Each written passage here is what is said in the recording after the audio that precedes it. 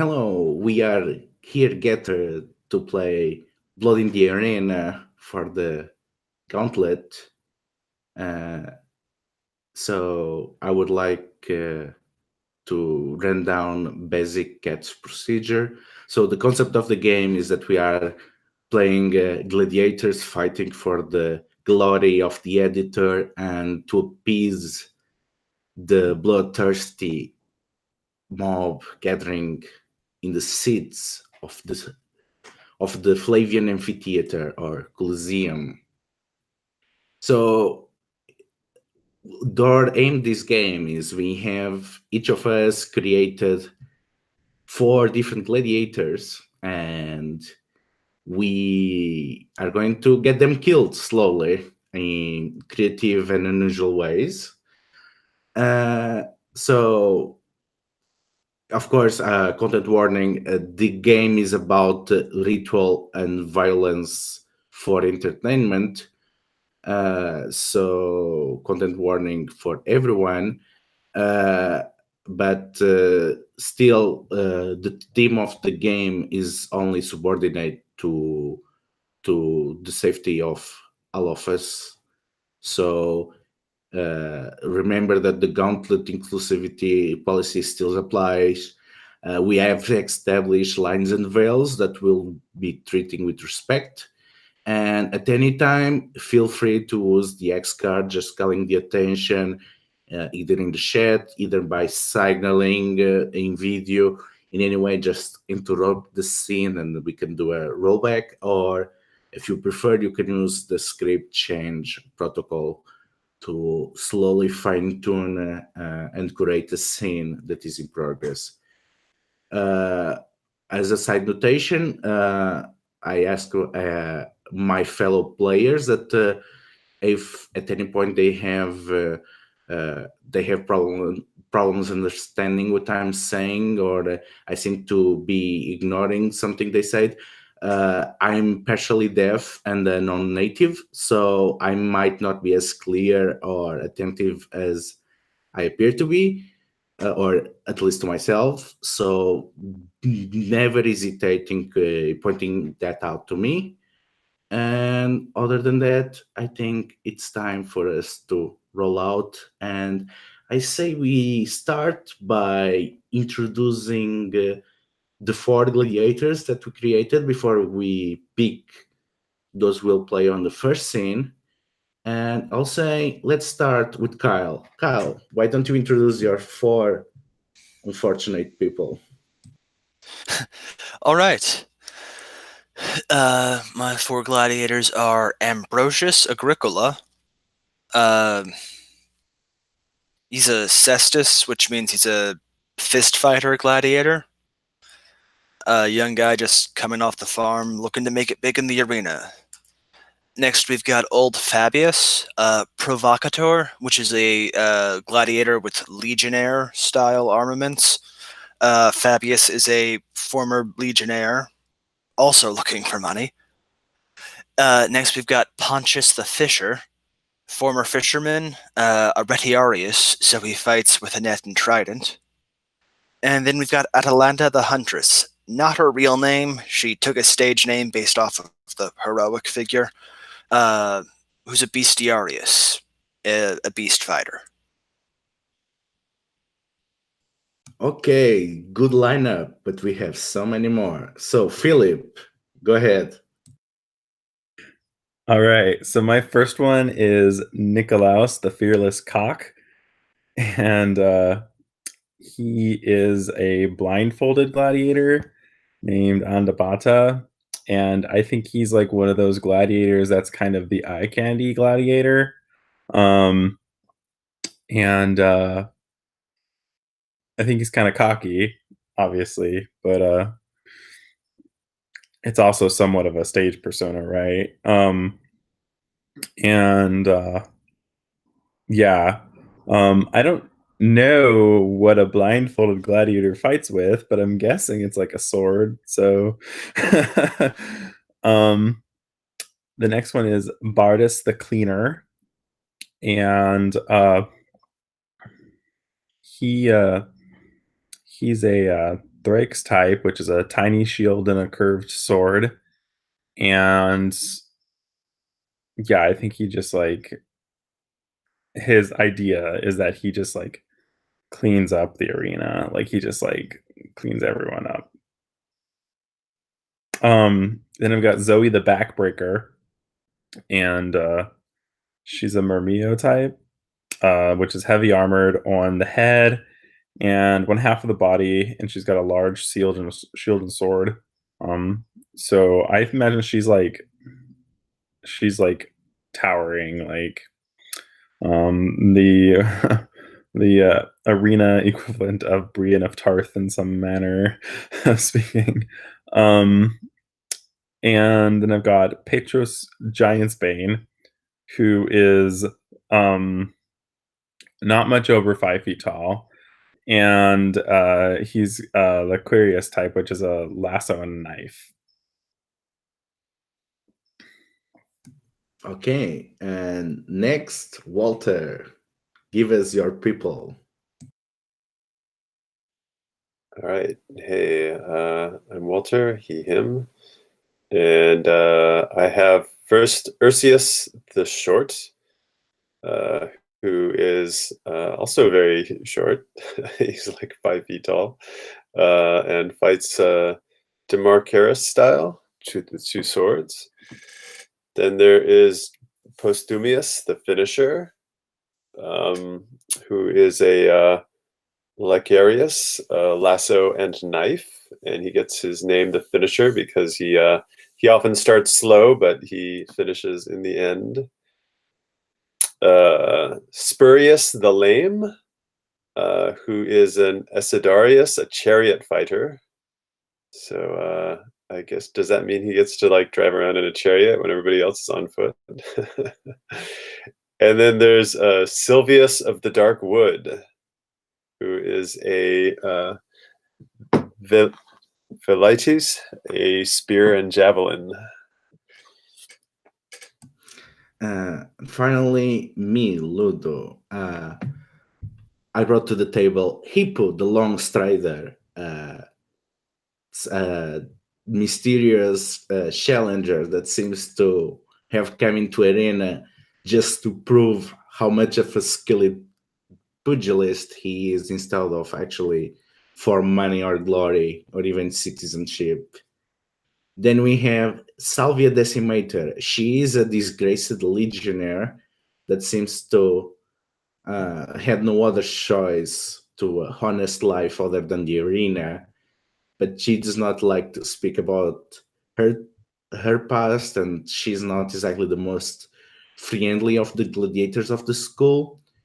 Then we have Ashira, the Scythian, which she serves as a Sagittarius, as a mounted archer, and she is heavy tattooed. She has patterns simulating leggings and sleeves across her arms, and patterns of deers and axes. And she seems to be local to Italy, but she seems to play out herself as being a Scythian mounted warrior. So let's see how much of that is actually true. And then we have, going to even weirder people, we have Nemo the Imago.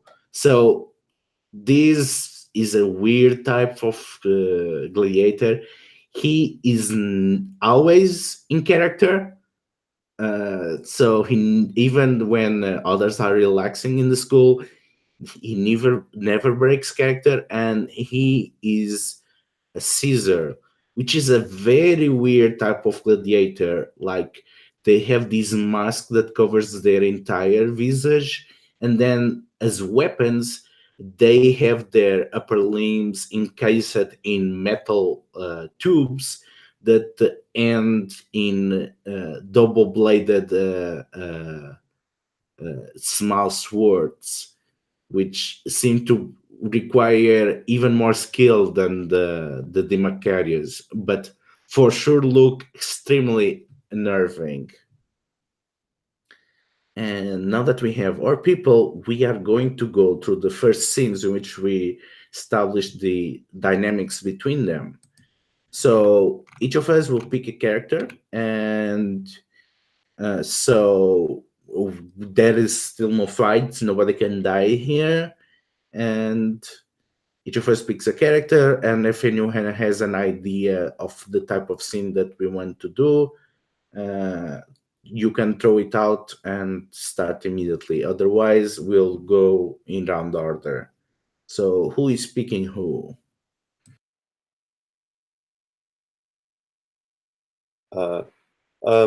Should we maybe pick a scene first, and then people can pick the characters for the scene? Yeah, I found has any of you any idea of a scene to start with?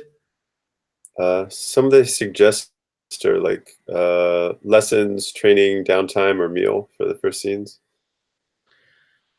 Okay, I'll set up a scene then to kick it off. So we are outside of the Ludus Magnus, and we have a crowd gathering as they are clamoring for the most popular of the gladiators of the school, because they are doing kind of a promotional event. This is a big event in Rome. It's the first permanent amphitheater of the city. Everyone is excited. The people really needs this after floods, fires, and completely cataclysmic events in Pompeii. The people need this. So the school has the most popular gladiators parading in front of the people, trying to get them excited for these 1,000 days of games. So who are the favorites?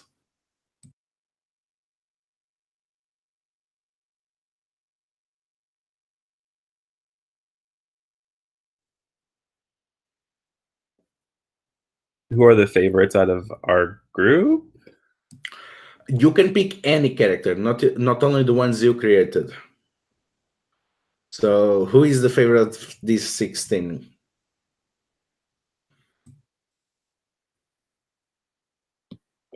I think Zoe the Backbreaker has to be there. I also think Nicolaus has to be there. At least he thinks himself as the favorite. I think Atalanta is there. Yeah, definitely. I can see her being very popular. I think Nemo is there. I mean, he's always in character, so okay. So let's go with the characters we talked about. So Nicolaus, Zoe, Nemo, Atalanta, they all there waving to the crowds or doing their bit. And at certain point, the crowd seems to be losing interest, and it becomes appear that they have to amp it up, raise the excitement. So Nicolaus moves towards Zoe, looks up at her, and sneers. Well, good thing I fight blindfolded, otherwise I have to look at your ugly mug all the time. Zoe laughs, and she just turns her back to Nicolaus and says, "You'll have to listen to my beautiful voice, though, or you'll never be able to find me." Ha! Your voice is like the thundering roar of the thunderbolts of Jupiter against the waves of Neptune. I'll never miss you in the battlefield. That's why you will not be able to evade my sword.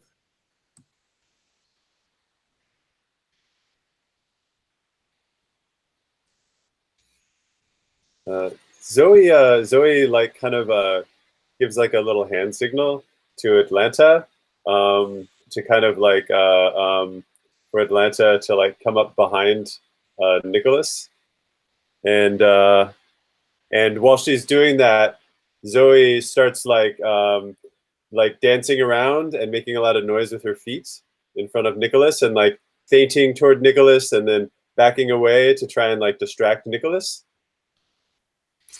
Atalanta will like sort of sneak up behind Nicholas, and when he's not looking, just try to kick his feet out from under him. So as they go through this, Niklaus just stumbles in a drankish manner, like he's losing balance, and he goes to land on the floor, but then stops himself and starts rolling as Atalanta keeps kicking him down, and he's always dancing around as turning to the crowd just to inspire them to chant. Yeah, the crowd is loving it. The crowd is going crazy, loving this this dance between Nicholas and Atlanta.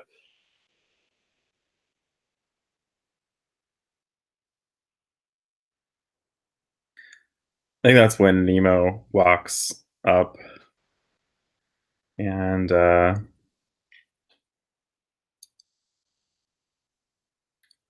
I think that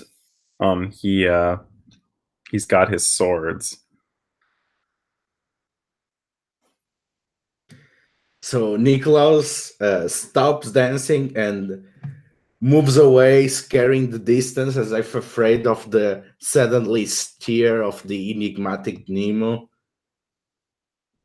And the crowd goes quiet in enthralled, fascinating, mesmerized manner. I think that Nemo is like, he's like totally fucking with Nikolaus now. Like he's like circling him and like occasionally like clacking the blades together to like make a clang sound and startle Nikolaus as he like chases him around.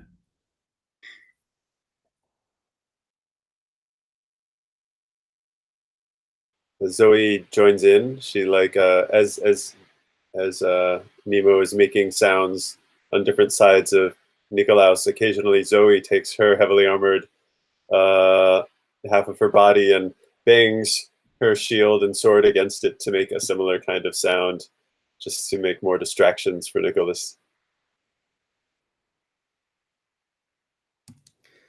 So Nicholas keeps playing afraid, but as Joe's breaks in, he laughs and he joins closer to Zoe, getting to the blind side of her enormous shield as she clangs it, and then he slides so that suddenly Zoe is facing directly the terrifying Nemo.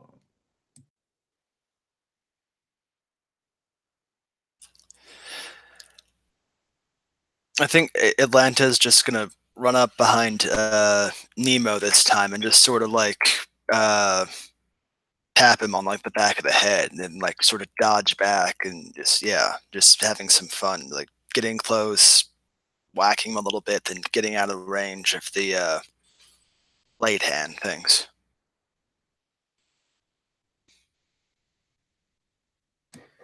So Nicholas throws himself back in the ground and, winking at the crowd, rolls over as he watches to see the confrontation between Zoe and Nemo.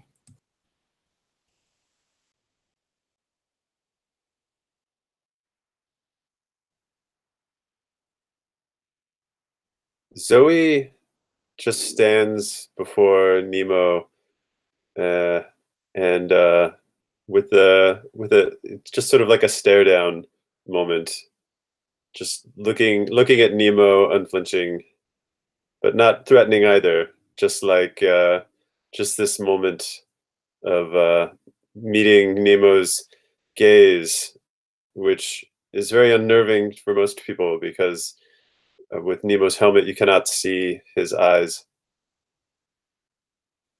and I think he like charges her, but she's so quick that she just like reaches out with her long arm and just like grabs his neck.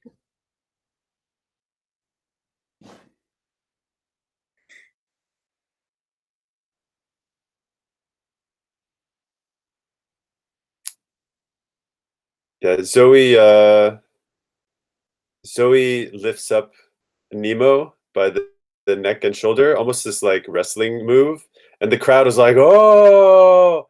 And then Nemo uses the momentum and just does a backflip all the way over Zoe and lands on his feet. The crowd goes crazy. They love it.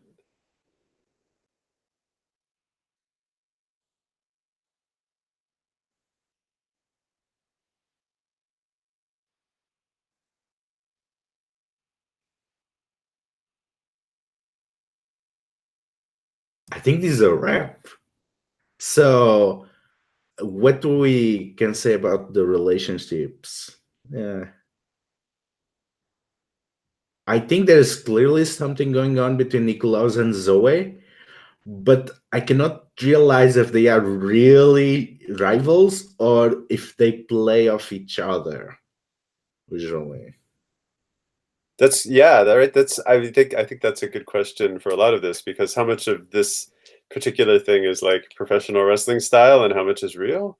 Yeah, I think on this case it's still at least maybe they are not the most popular, but they are the ones that work better together. So I will say Nikolaus, I think it's friends with Atalanta and Zoe. At least that I can think it makes sense.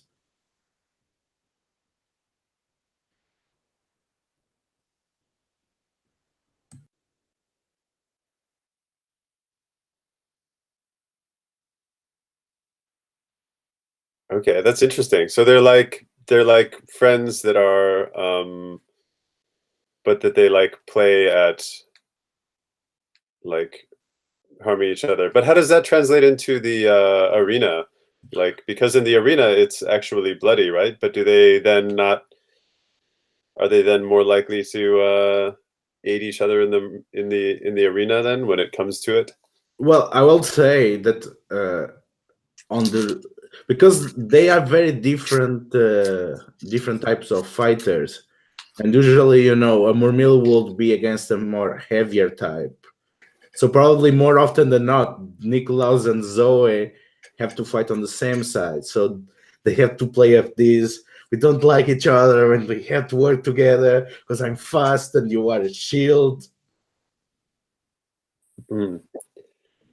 Yeah, but it's there's a risk though, right? Like in professional wrestling, when fighters like build up this animosity toward each other in public, then the public wants to see them really fight, right? Yeah, and I think at some So point they will not be able to escape that, and they will have to fight each other, even if interesting. they are friends. I think that Zoe's backbreaking of Nikolaus is always convincing, but not actually breaking his back. Like there's some acting going on. Yeah, I mean, he's still there, so. I think that Nemo and Zoe are rivals. Yeah, I could see that. Yeah. Both of them both of them think that they're like better than the other. They're both terrifying, and neither of them scared of the other. I think, how about this? Maybe there's an asymmetry between Zoe and Nikolaus. What if like Nikolaus likes Zoe, but Zoe's actually like doesn't really like Nikolaus as much. Do you think that makes sense? Yeah, that can work. I mean, that he likes her and likes playing with her, but she actually finds him quite annoying. And she's just never had in a position in which she could unleash that frustration.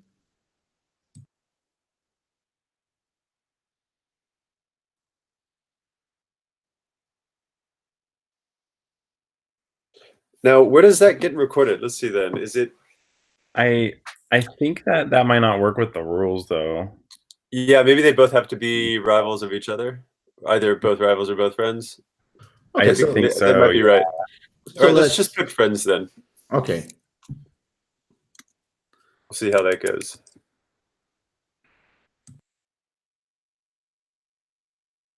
And then I think Atlanta and Zoe definitely were like worked together well. So I would put them as friends, yeah. Atlanta.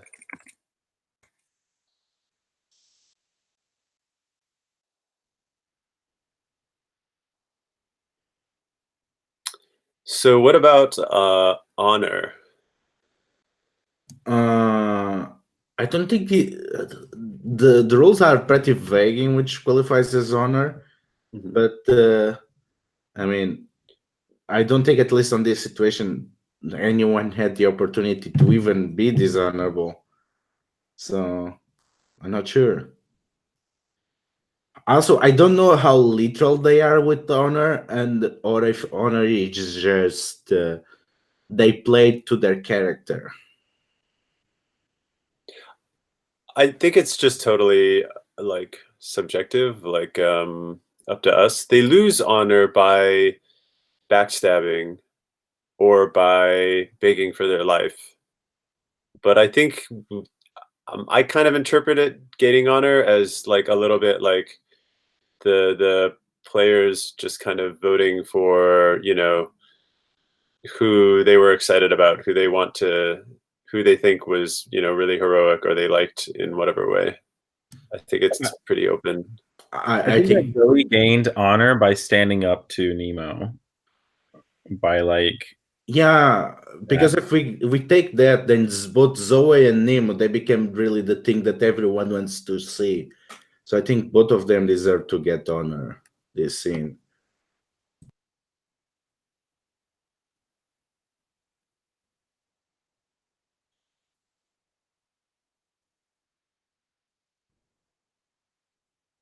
Yeah. supposed to note it using circles. Is that right? Yeah, we could just put like a big capital letters O or something there. Yeah.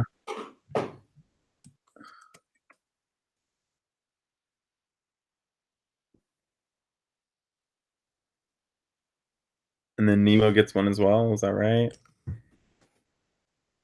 Yeah.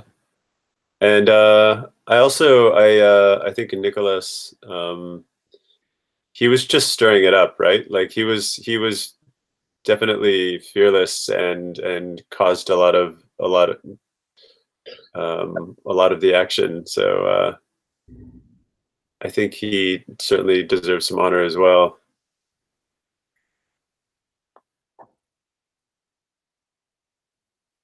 Okay, so Kyle, you now get to create the next scene.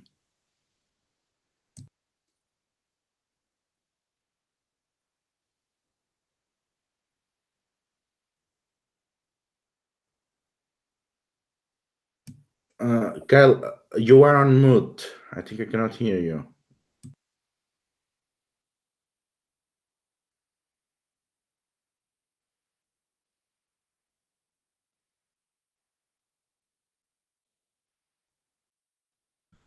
Still on mute.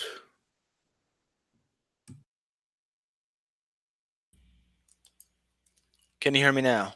Yes. Go ahead. Okay.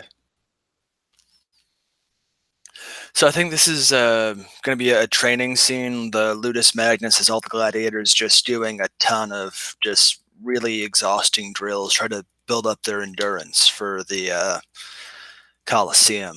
And it's just been a long day of everyone just running around doing tons of exercise and stuff.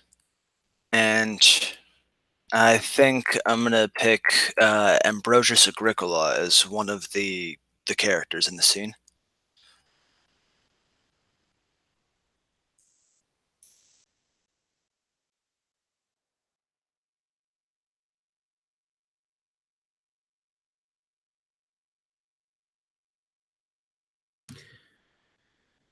I think I'm gonna pick Aesir, the Scythian, because I'm curious about.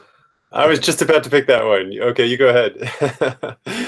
No, okay, you can take her because I was between her and Ipu, so I'll pick Ipu instead. Because Okay, there are two cool. characters I wanted to see how they train. Yeah. Maybe we could have.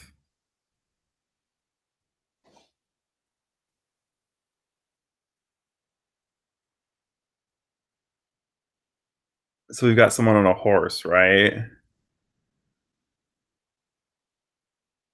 Can we have yeah. Petros Giantsbane?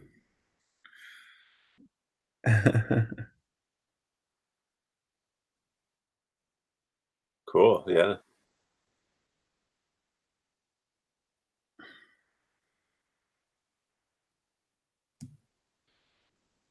So we have our two fist fighters. And what are they doing? Are they fighting each other? Are they both competing at some task?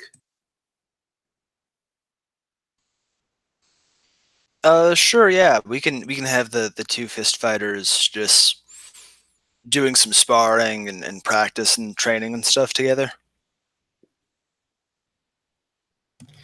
Yeah. So we see Hippo light on his feet, throwing some quick jabs, less gladiator style and more like a pugilist. It looks like he could be instead on the gymnasium training for the Olympics rather than someone that's going to die on the arena. And a lot of dancing, a lot of playing with the opponent, trying to figure out, getting into their head. It's actually counterproductive. It's like there is nothing else on the world except Ambrosius Agricola. There is no mob, there is no games. There's only your opponent and their fists.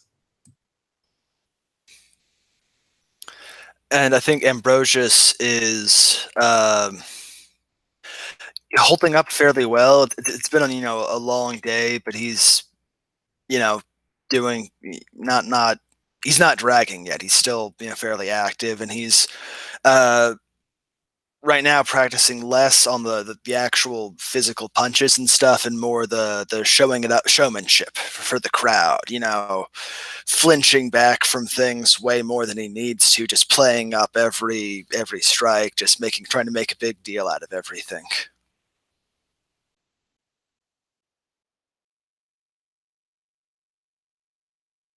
So Hippo is starting to get frustrated. He feels like he's not being taken serious as an opponent. Seems that Ambrosius is making light of him. And then he gets called by the teacher of the Luders. You idiot, what you think you are doing? And he seems a bit confused as he lowers his fists.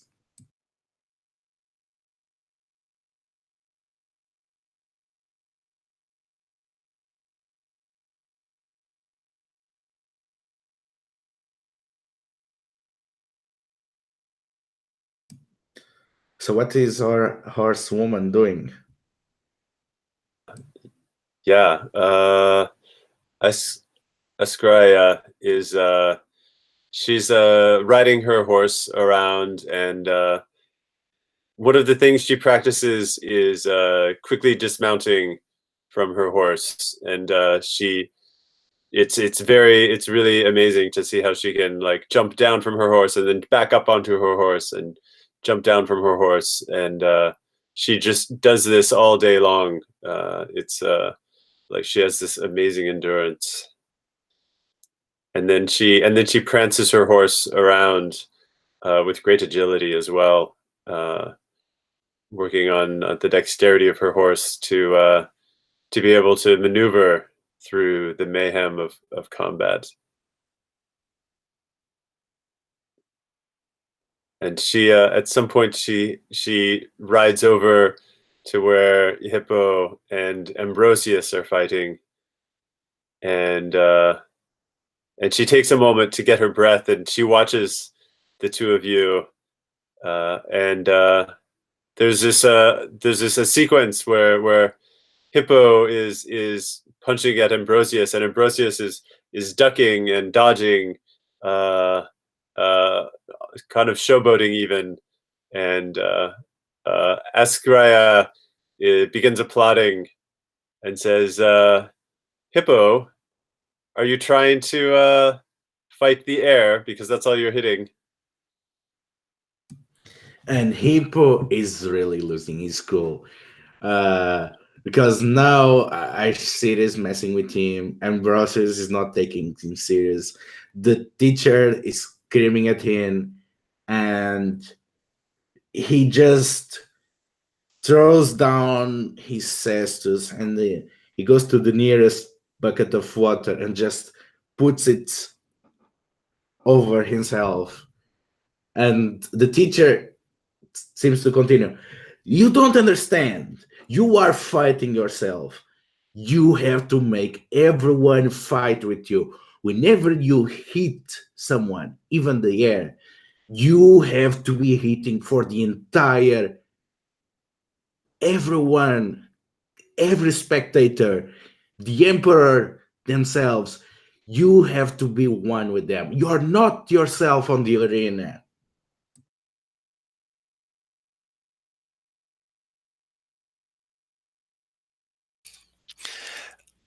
Ambrosius is gonna like glance over at Askira and like, that's a hell of a horse you've got there. I mean, the great riding, eh?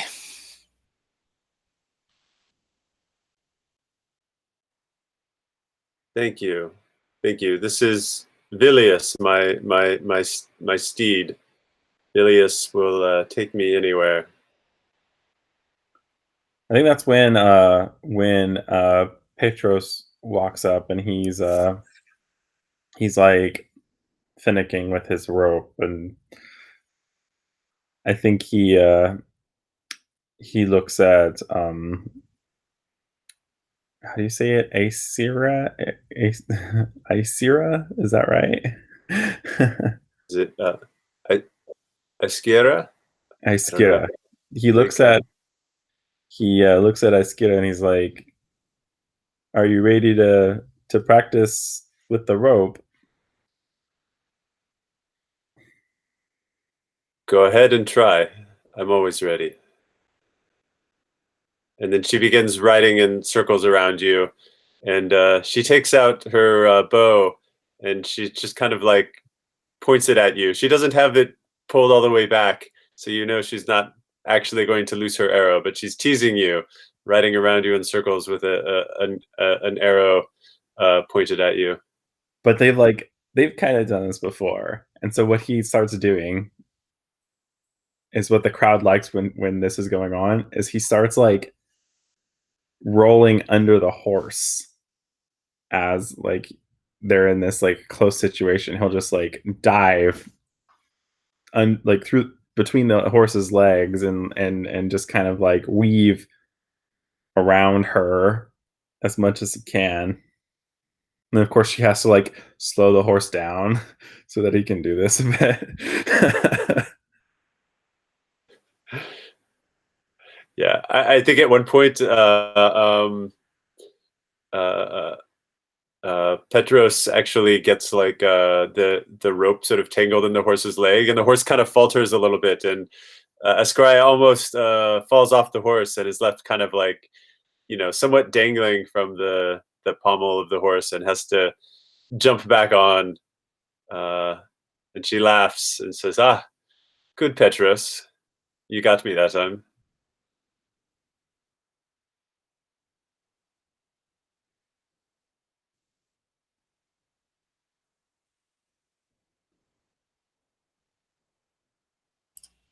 It seems like a good place to end the scene, I guess. Mm-hmm. I guess it's pretty obvious that Petrus and Asira are friends, and Hippo is not friends with many people, but definitely rivals with Ambrosius.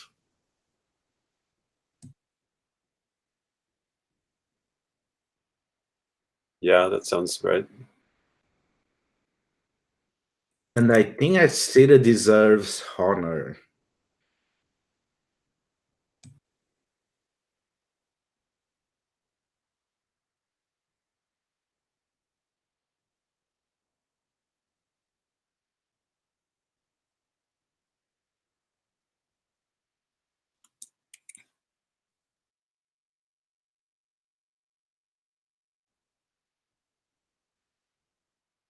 Okay. Yeah, I think I want to say that Petros deserves honor also, the way that Petros lives up to the Giant's Bane name by ducking underneath the horse.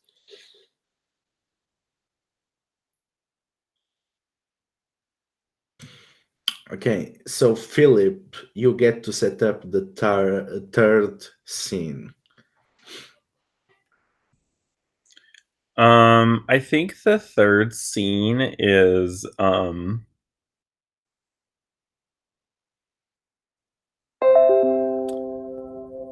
we're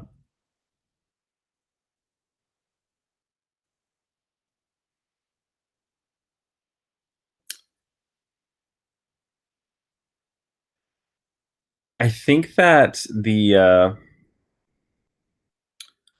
I can't remember I'm trying to remember from the show Spartacus, like the person who like owns the school or whatever. Um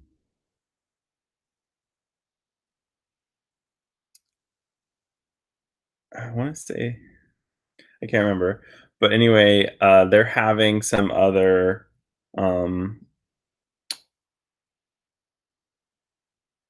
wealthy people over to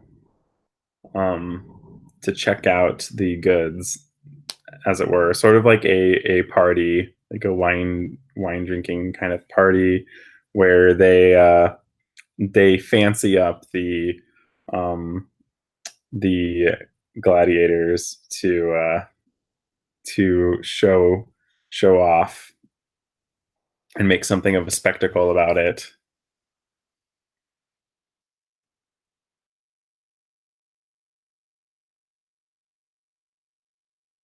So do you mean like are the gladiators like dressed up a bit? Like are the gladiators not in their armor but like wearing like regular clothing, or what is? I think they like have you seen the show Spartacus, the TV show? No. So what they do like a lot in that show is they like put oil on them, or I think in one episode they put like gold paint and masks on them. It's like a really adult show, I should say, but Cool. I dig it. So it's like the like hot part of gladiators. Like these are like super fit people that yeah. are, you know, like being really like physical and aggressive with each other and like playing into the like sexy part of that. I think Barbas the cleaner should be there. Very shaven, very clean, and very oiled.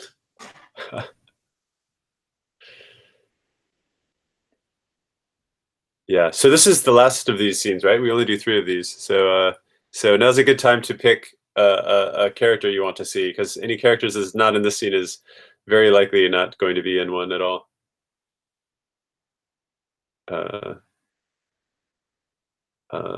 Do we only use like certain characters through the rest of the game? Is that the way it works? No, it's more that on the first scene, a lot of the ones that did not have any scene before will die.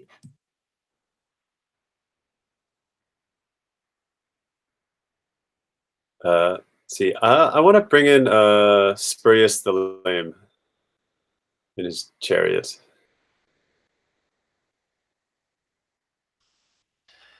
I'm gonna add in Pontius the Fisher. I feel like Nikolaos has to be there. Is there like a limit on how many characters we can have in a scene? You can bring 1. That's the limit. So 4. Okay, maybe I'll pick someone else aside from Nikolaos.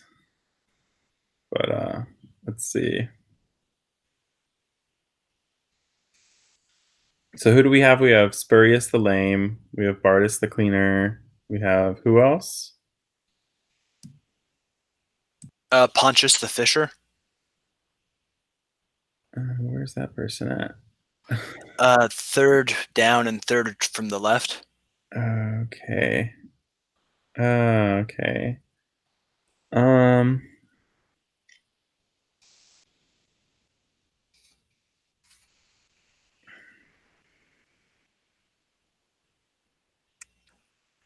Yeah, I don't know.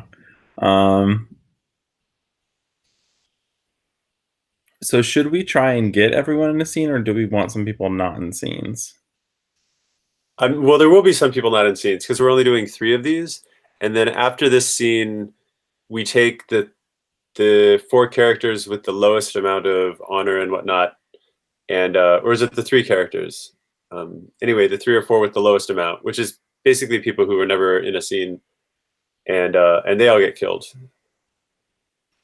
They just like die. Yeah. So if there's a character that you really want to see continue, and you don't, and they haven't been picked at all for this or the previous 2 scenes, then they will probably just never see them, except watch them die in the first scene.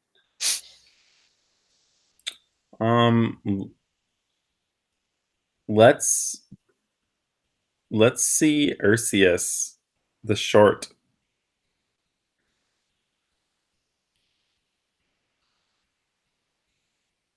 And what was his description again? Because I'm just like blanking on that one. There wasn't much to him, actually. Just he was like 5 feet tall and has 2 swords. So he's so kind of everything else. He's kind of like Petros then, in a way. Okay, interesting. All right. Yeah, I don't know. Maybe I'll just bring in Nikolaus because I feel like he belongs in this scene. If that's all right. He does.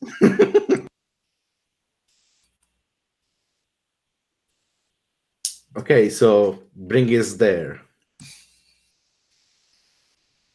All right. So it's Pontius, Nikolaus, Spurius, and who else?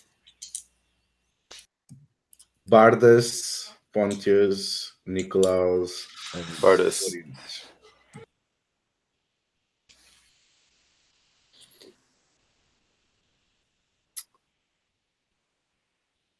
So I think that first Spurius rides in, and Spurius's chariot is just resplendent, right? Like it's it's like a simple one person chariot, and it's like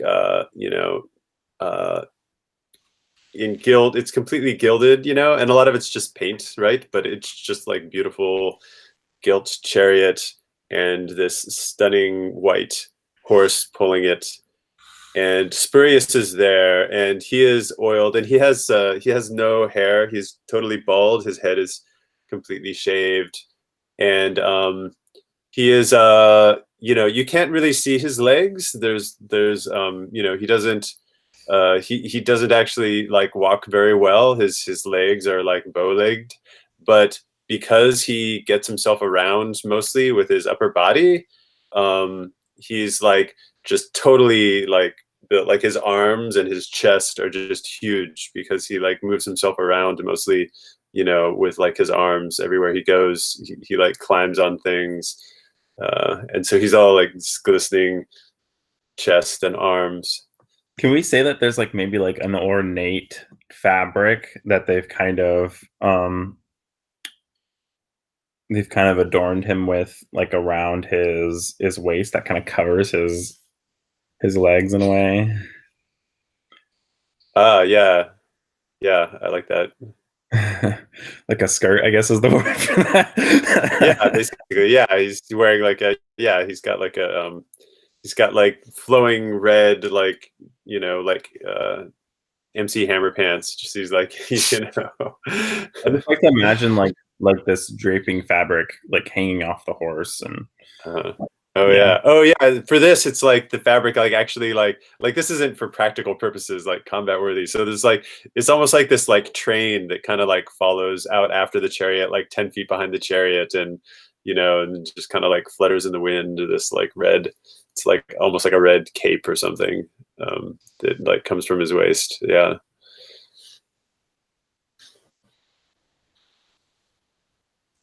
And he comes out, and he is like, dances the horse around, like gets the horse to go backwards and forwards, and rides around in the chariot, the perimeter quickly, quickly encircling the party. So I'm imagining there's like we're like in the Ludus Magnus maybe, and there's this party of people drinking wine. You said like these investors, yeah. Yeah, just like noble people. I guess I don't know if they called them nobles. I can't remember. Patrician. The what? Patricians. Yeah, and I think that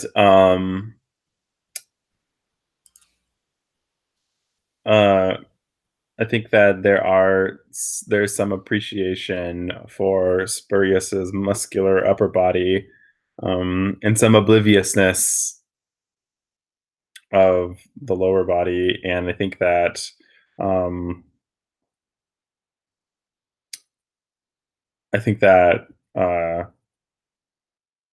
one of the patricians, as Spurious kind of stops the horse to let everyone get a closer look. I think one of the patricians tries to look under the fabric.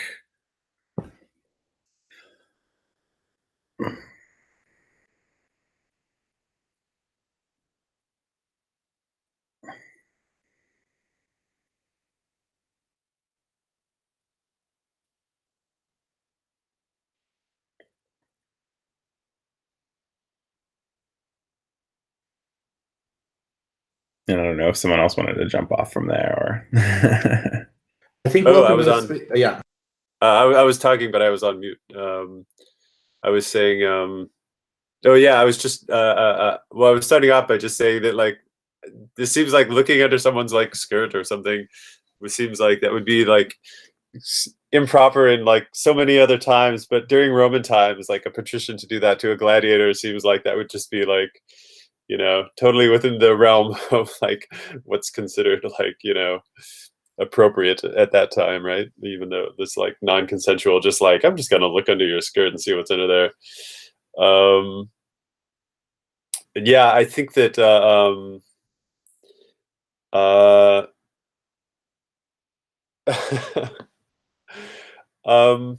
I think that the patrician like looks under, and at first they're like taken aback. Their eyes are really kind of wide, but then they like take a longer look, and then they just kind of nod approvingly, and then lower the skirt with a smile on their face.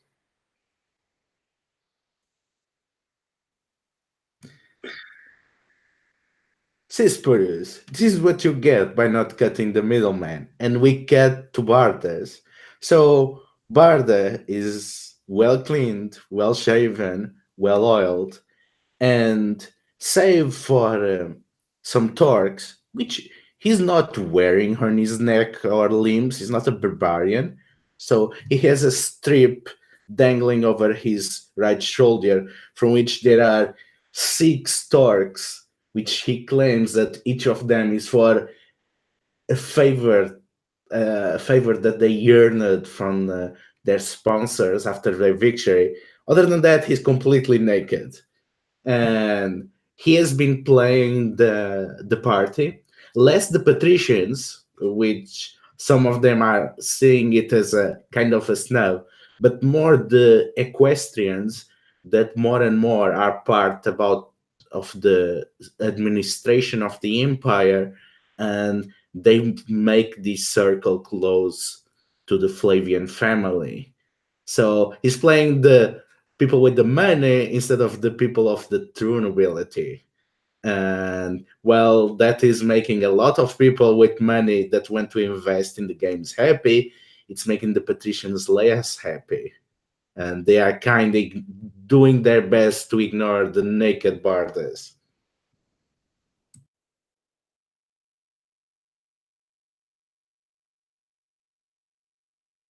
Oh man, so that I think that so who's doing their best to ignore the naked Bardas? The more classical patrician families. So the people of the lower nobility, the people of the merchant class, the equestrians that are part of the administration of the empire.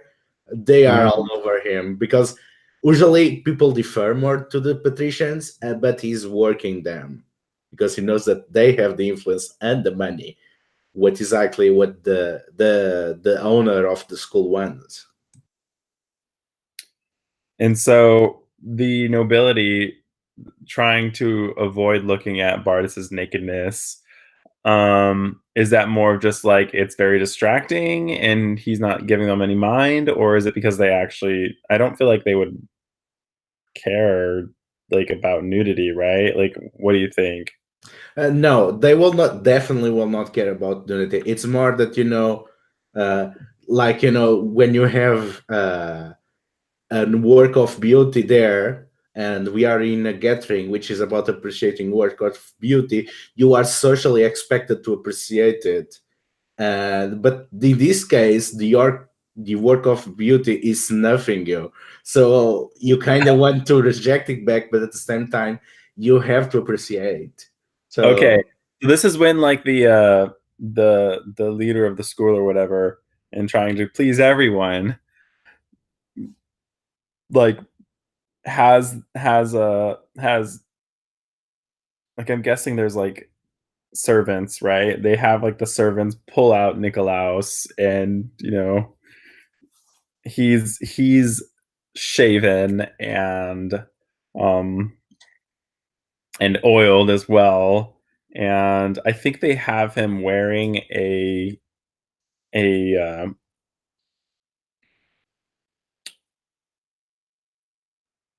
like really vibrant red blindfold that is like really long in the back, so it drapes like all the way down his back and kind of like lightly drags on the floor a little bit. And I yeah I I'm trying to think if he's wearing anything, but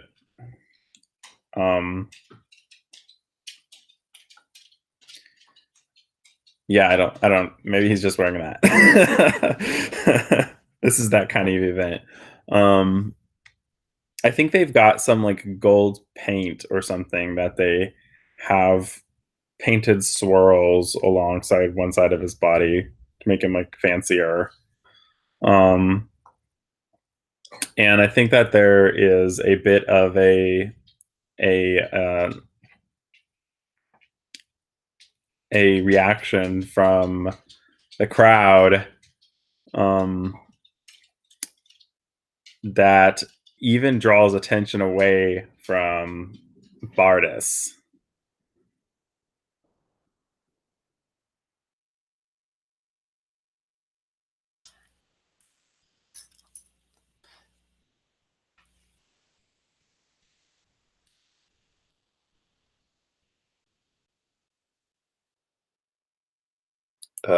So at this point, one of the patricians sort of steps up to Nikolaos, and he starts like tracing some of these swirls on Nikolaos's body with his finger, and looking very admiringly.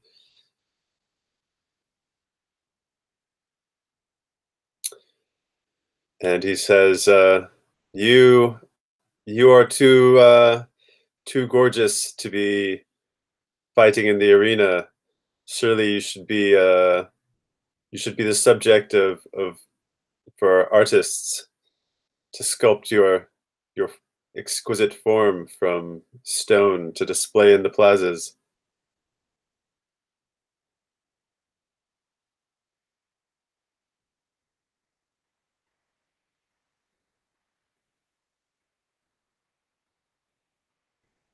And he's just like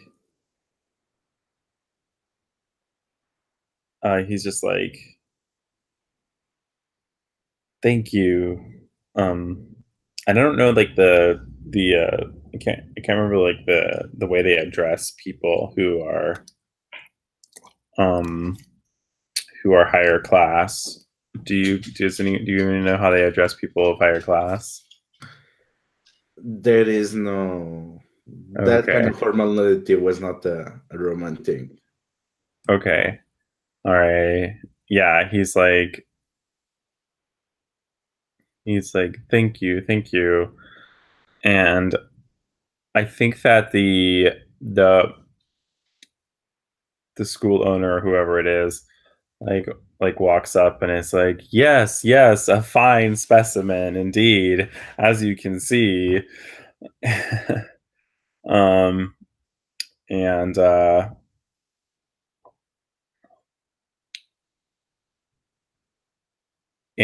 yeah.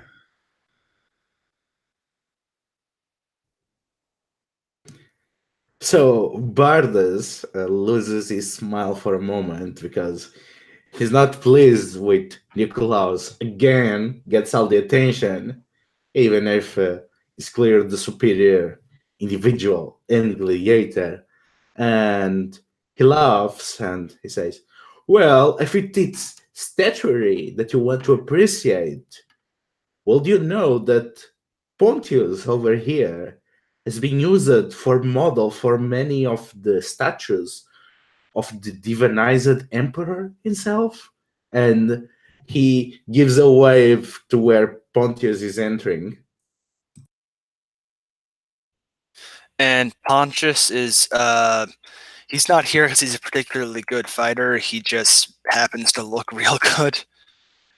And so he's walking in. He's all oiled up and stuff. And he's that Retiarius, the kind that fights with the net and trident. So he's basically just wearing a fishing net, just sort of artfully draped. And yeah, when he comes in, he's kind of like visibly startled for a second by the sheer number of like patricians and equestrians in here. Yeah. Spurius sees Pontius enter, and Spurius wheels around his chariot over towards Pontius and sort of motions for Pontius to get on the the back step of the chariot, where there's like enough room for Pontius to step on if Pontius wants to, and then Spurius can sort of take Pontius around for like a victory lap for people to appreciate Pontius from all angles. Pontius hops on up and starts doing like the crowd wave, just like sort of trying to play into it, and he kind of like mutters over like thanks. Spurius says, "You can thank me later tonight." Yeah, Pontius blushes, just turns bright red at that. Yeah.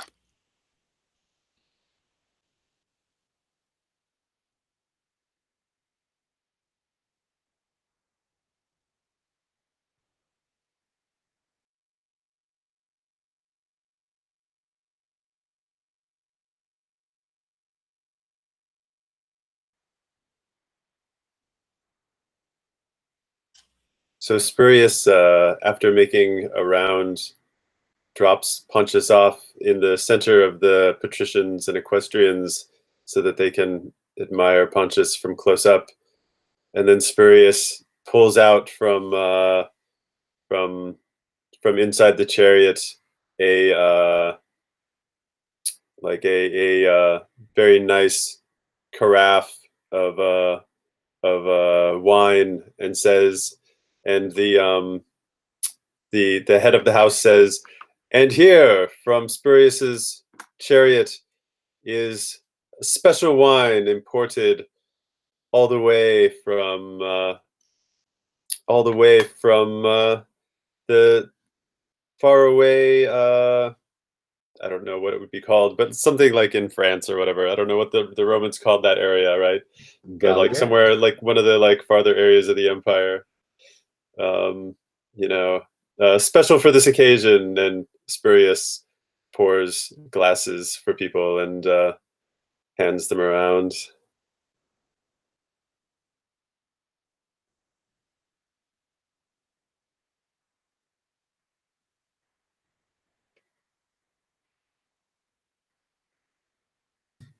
I think it's a wrap.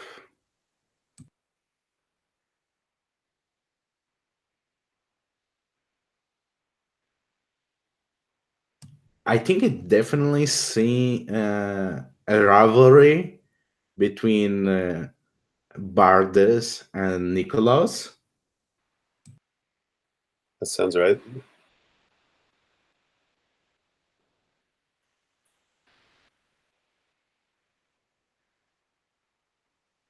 And then Spurius and Pontius are friends. Yeah. I think that works.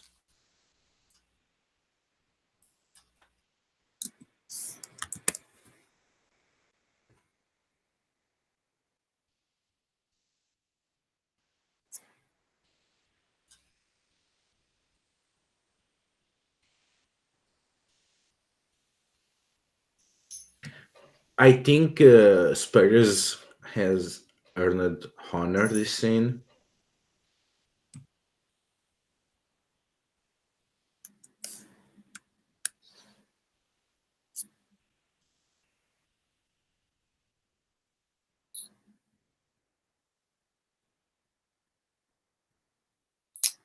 I think that Nicholas has also earned honor for being like just very much the center of attention.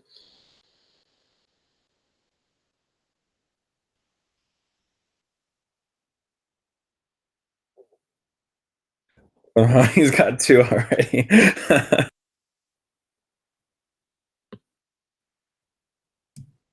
Okay, so Walter, you're gonna have the dubious honor of kill everyone on the next scene. So each Awesome. of us has to pick a character without friends or rivals, and be aware that whoever you pick is going to die. And I don't pick one though, right? I'm just the editor and mob for this one. I think you still pick for this one because you are not the Okay. editor technically. Yeah, because they all die, right? Yeah.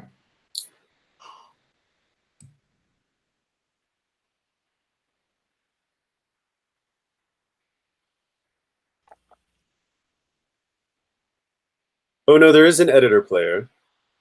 Okay, so And I design a scene pitting the characters against an armed military or pseudo-historic like might of Rome's army, a naval battle against beasts or whatever else. okay, so you set up the scene, then we can pick. Yeah. Okay. Okay. Yeah. Cool. Okay. And then I'm guessing that I don't actually pick a character though. That I just like describe like what happens, and then you'll all take a turn describing what the characters do, and then in the end, I'll just describe their end. Okay. Yeah, we can fight it off, but in the end, we're gonna die. Yeah.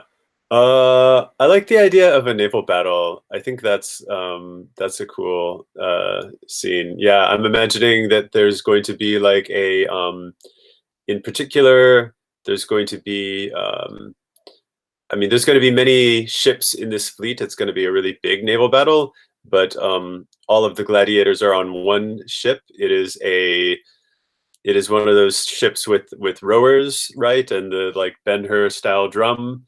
And the gladiators are well, I'll let them decide where they're going to be, but I'm imagining they're going to be like a boarding party basically. And yeah, so that'll be the scene. Would you mind if we take a little break before we come back and play it out? Yeah, I think it's the perfect point for a break. So let's reconvene in 10 minutes. Okay. So at 55. Okay.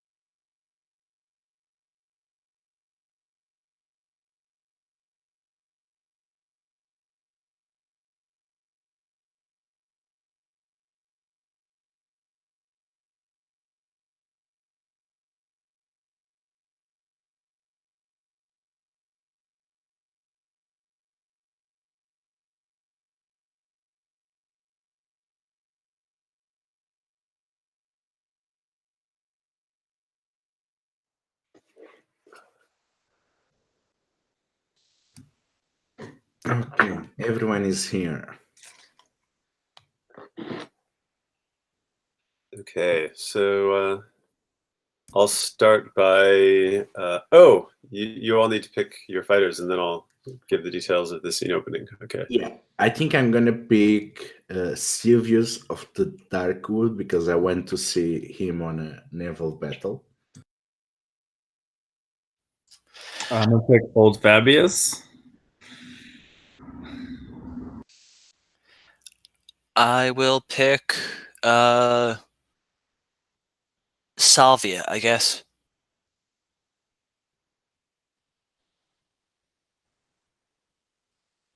Nice. So the two legionnaires are there, along with the Silvius of the Dark Wood. Yeah, maybe they've been like conscripted back.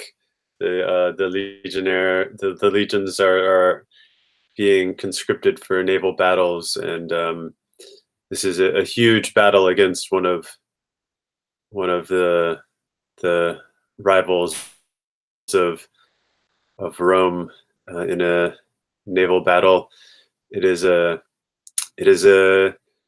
not the biggest naval battle, but it's a very sizable skirmish, and they have engaged, building up to this moment as you got onto the ships. Actually, I'd like to maybe break this down just a little bit and start with the moment on the ship, a short scene on the ship as you are preparing for the battle, before the ships actually engage. You know that a battle is imminent. You can see the fleet of the enemy on the horizon, and the drums have begun to beat as the rowers begin rowing steadily, but not at high speed yet, toward the enemy. And I would like to hear from each of you what you are all doing in this moment and what you are all thinking.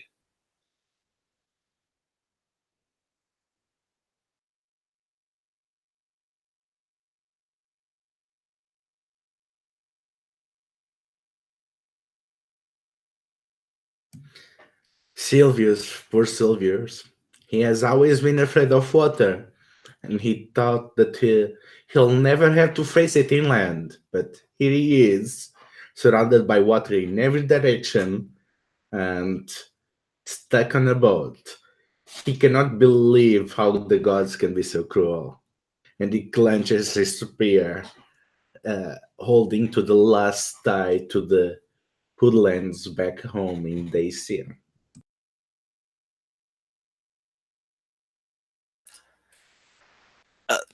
Salvia just sort of gives a long sigh. He's been in a losing battle before. He knows what they look like and just has a fair idea of what's going to happen.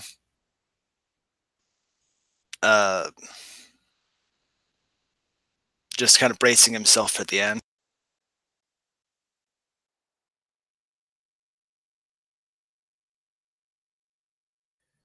I think that Old Fabius is kind of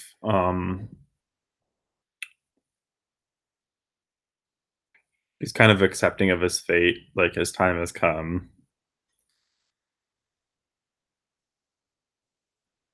Just sort of like steadying himself with his arm on like the rail that goes around the deck.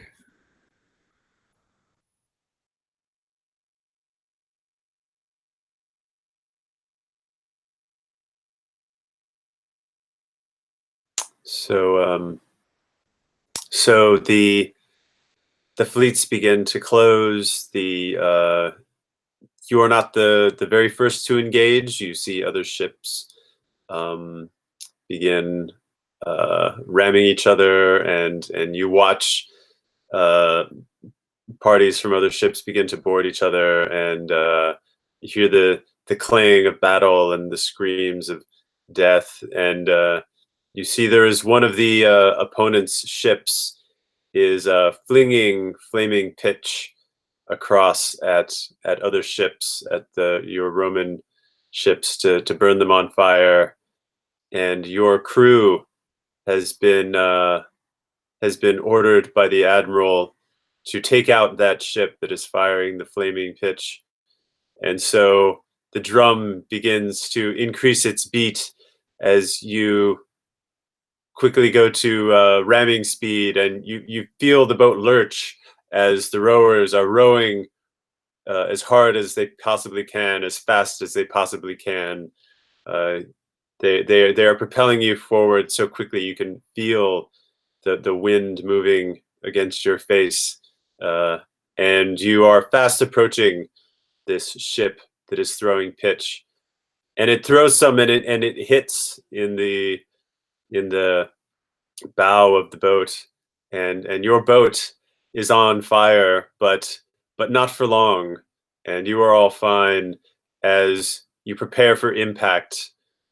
And describe what happens as your boat rams into the opposing vessel, and your commander orders you to charge on board and slay all those that you find on the enemy's ship.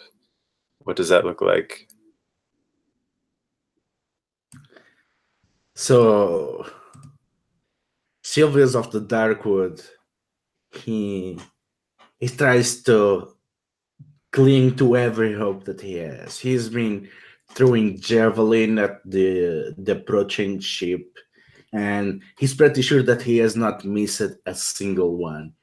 But he's growing in panic as he looks at the distant crowd, and he can see that in the mass of the naval battle, he is just a moving dot. His feats of impressive athleticism are nothing.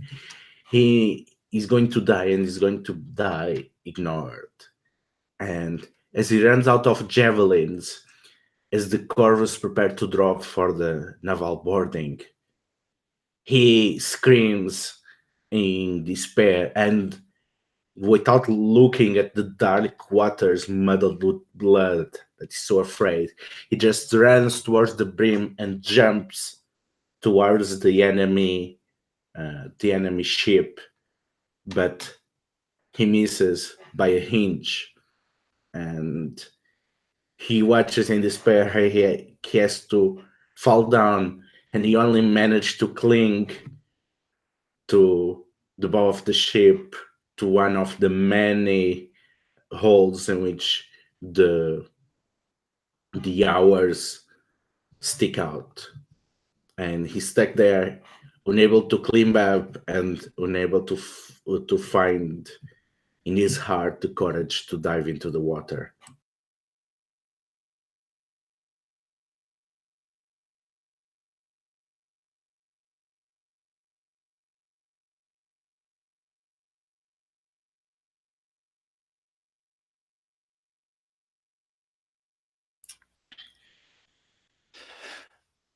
Sylvia is sort of braces for the impact of the ram, and as soon as the crash happens, the ship just slams into each other, and then just sprinting straight towards the ship, trying to get on, trying to take any chance that he can at living, and ends up in the wrong spot at the wrong time, and gets a spray of pitch just right on him, and goes down screaming. I think old Fabius, like, the pitch doesn't get him, but the ship's boarded, and there's like four opponents who jump on the deck, and they're approaching him, and he's like, old Fabius is like really experienced, so I think that he the first one charges at him with the sword raised over his head, and brings it down, but Fabius like parries and like spins around and just like shafts him right through with his sword. And then the next guy comes and Fabius like uses his shield and just like knocks the guy over the side of the rail. And then the next guy comes and Fabius like kicks him out of the way. The fourth guy comes and there's a bit of back and forth, and finally Fabius like swings his sword and cuts his throat, but that's when the guy he kicked away stabs him in the back and kills him.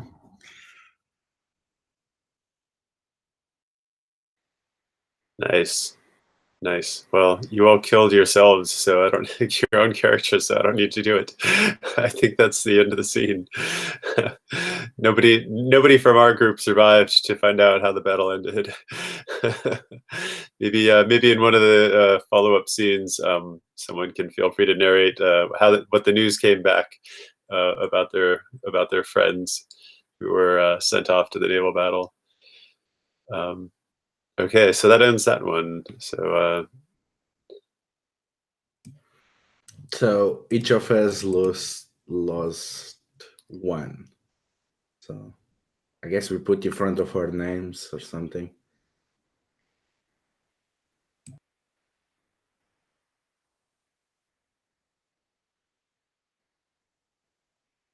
Yeah, what is it? Oh, the person who loses the most gets to narrate the very final epilogue. So it's like the yeah.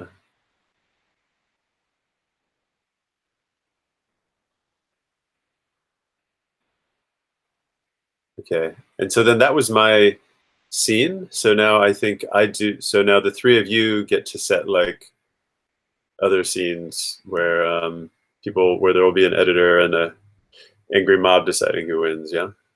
Yeah. So okay. I guess I'll be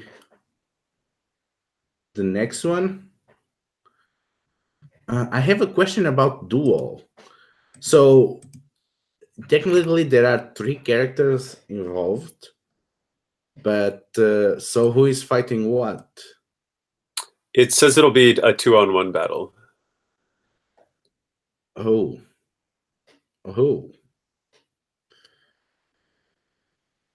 Hmm.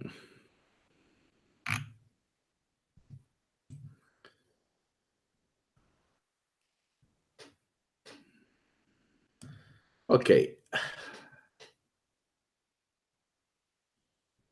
Okay, let's have a duel, and you guys pick the characters that will be involved.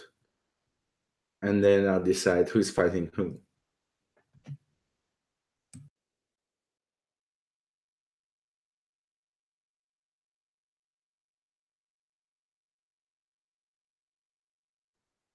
I want to bring Spurious the Lame.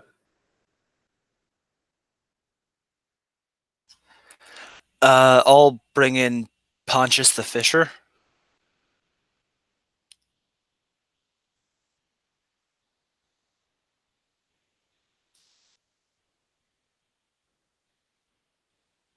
So if it's a duel, are we still having the same number of characters? 1 per player, yes. So Well, we've got Montius, Spurious the Lame, and who was the other one? you pick. Is that right?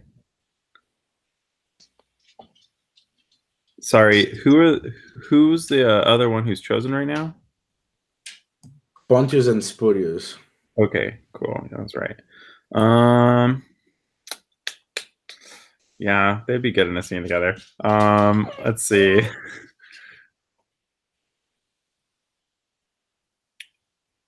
Nemo. Ah, cool.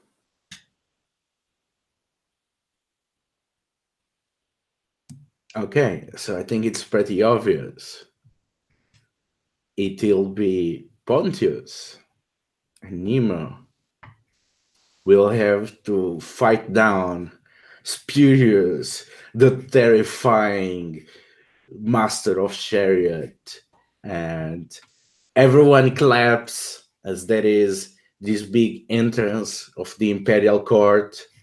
The Emperor Titus gets the claimer and sits back as Spurious does this triumphal entrance, running around the the the Colosseum.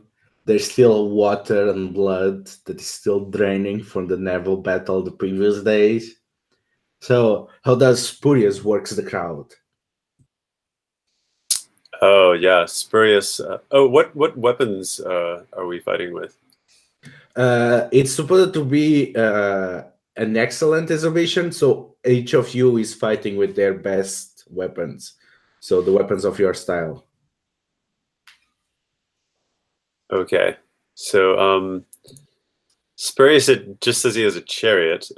So I guess he could have like a Ben-Hur chariot with bladed wheels. Yeah. I don't know if that's fair. No, that's maybe I'll actually say he very has common. yeah, I'll say he Yeah. has a spear as well. Makes sense.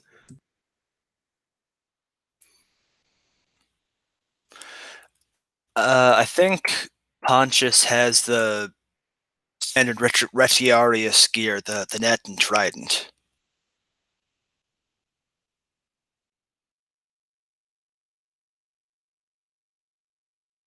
Okay, so Spurious enters with the blades on the wheels spinning and shining in the sunlight, and he twirls his spear over his head, flexes his muscles.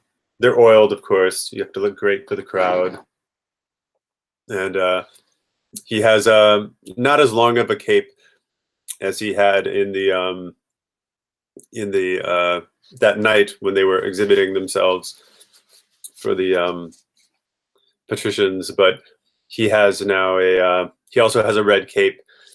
And as he goes driving around, as he kind of like goes in front of where there's some, I don't know, like water boy, like, you know, people who like clean up the blood and the mess and stuff in between battles, is like one of those still there. And as he like rides, after he's made a long loop around with his red cape fluttering behind him, he like gets there and he takes off his cape and he throws it. Actually, no, he throws his cape up into the crowd. So he's then prepared for battle without the cape encumbering him.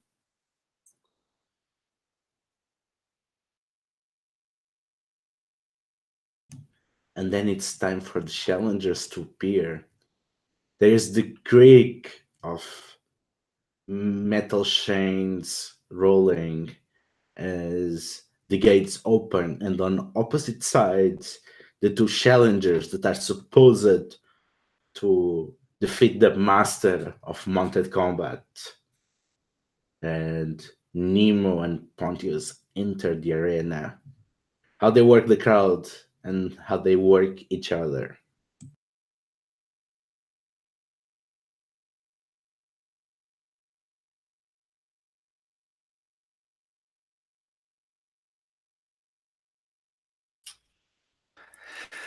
I don't think Pontius is doing much crowd work. I think this is his first big fight, and he's gonna have to kill or die from Spurious. So he's kind of freaking out inside, and is just kind of like stumbling out there, just not really doing much crowd work at all. Yeah, I think that Nemo is, you know, he's got his metal encased limbs, so he's like raising his arms, and the metal is reflecting the sunlight, and I think that with Pontius's with his hesitance, Nemo like pushes him to get him moving faster. And yeah.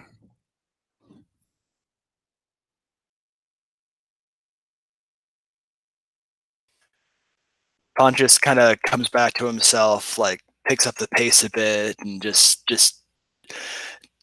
does like the bare minimum of like waving to the crowd and just trying to like urge them on and stuff.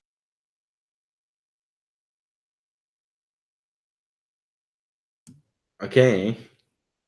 Time to see how the mechanics will play out before we can solve in the fiction. So let's go to the roll for your party. So let's see how many cards each of you has. So Spurious has one friend and one honor. So Spurious will draw three cards. Pontius has one friend, so he'll lose two. And Nemo has one friend and one honor, so he'll draw three.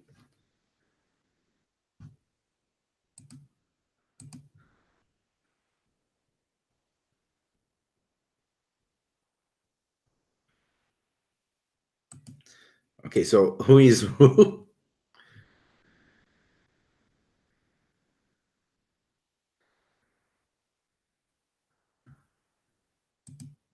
Okay, Spurious.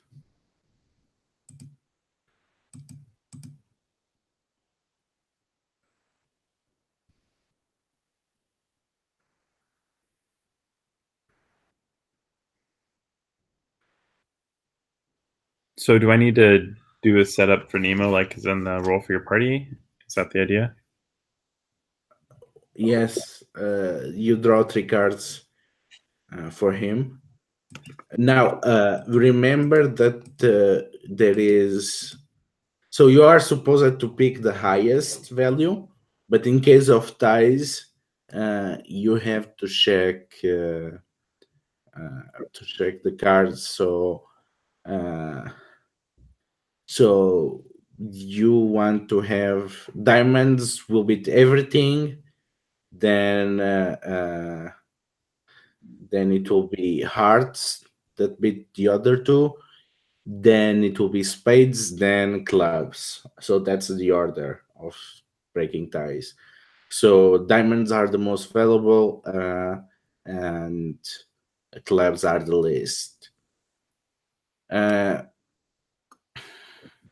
So it's important because we have friends there.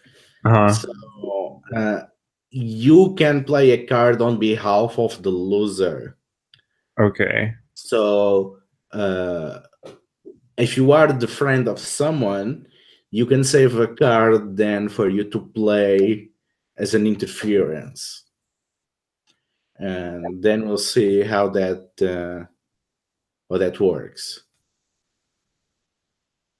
So also you can spend honor to reroll one of the cards. Hide your cards. Okay, sorry. Because I get it now. because you are supposed to pick one of them. Oh, okay. Okay. So each of you picks a card and prepares to reveal it.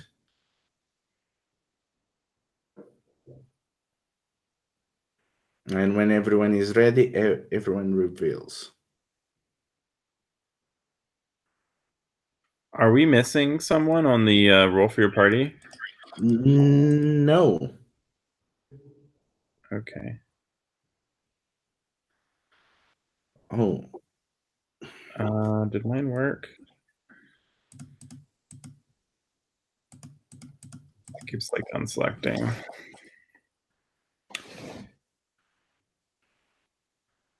It's not letting me reveal. Are you able to reveal the right one on the right? Yeah, I am. Okay. Wait. Reveal list. That one was good too. Yeah, it's not going to change much. So, Cal won, so Pontius is going to win unless anyone interferes. Oh, So Spurious is going to lose unless his friend defends him. So, first of all, do you want to do it? Then you have to compete with yourself. And if you want to do, how that will look.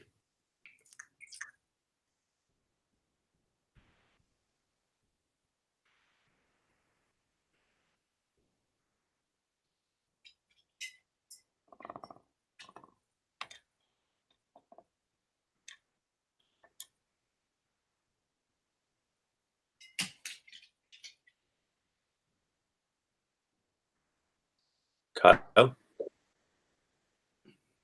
are you? I think Sorry, it's. I didn't realize he was talking to me.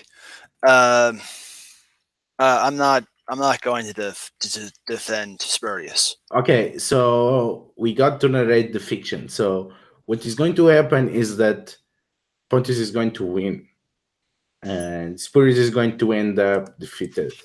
So narrate how the fight is going before the advantage turns. So what is Spurious doing? How he's leading with two very competent enemies.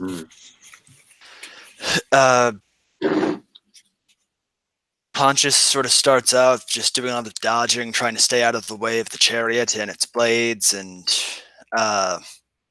eventually he just gets desperate and tosses the net right into the wheels, which sort of jam them up, and the chariot, just with the wheel locked up, just sort of flips over and throws Spurious out.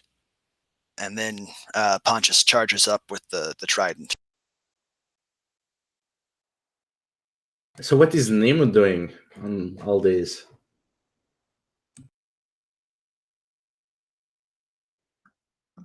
I think that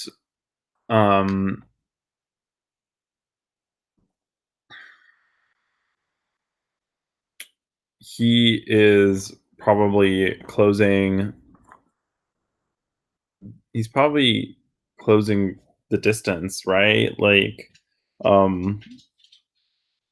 his weapons are a lot more up close and personal, so he's got to get up close to Spurious. Maybe like with the chariot having been completely like turned over, he's having to navigate around that as well.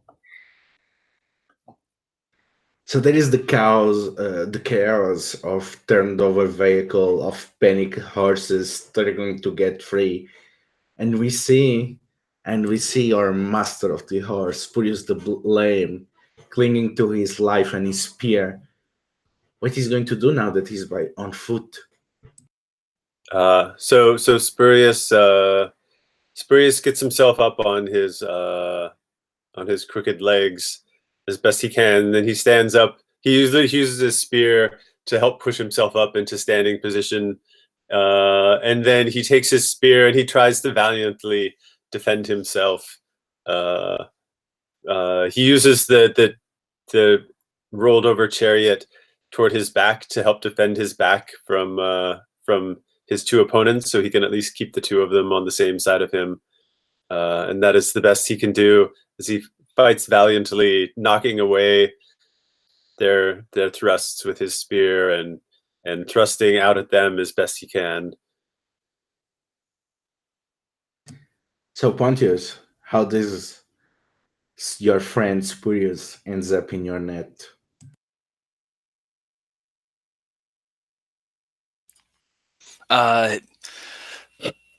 Pontius sort of fishes the net out from under the wheels of the chariot, and then he pauses because he has to work up the courage and doesn't really want to kill Spurious, but eventually works up the nerve, throws the net over him, and that just gets him caught, because between the net and his legs he's stuck.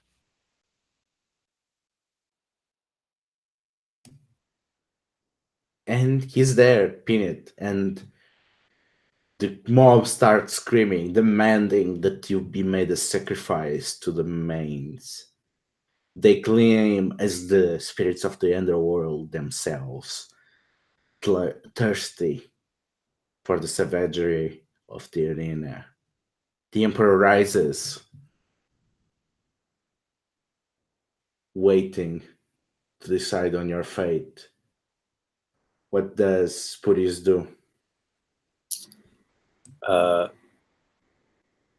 Spurious, down in the net, he like stumbles a bit and he falls, still with the net covering him, and unable to defend himself because the net keeps him from moving his spear enough to do anything.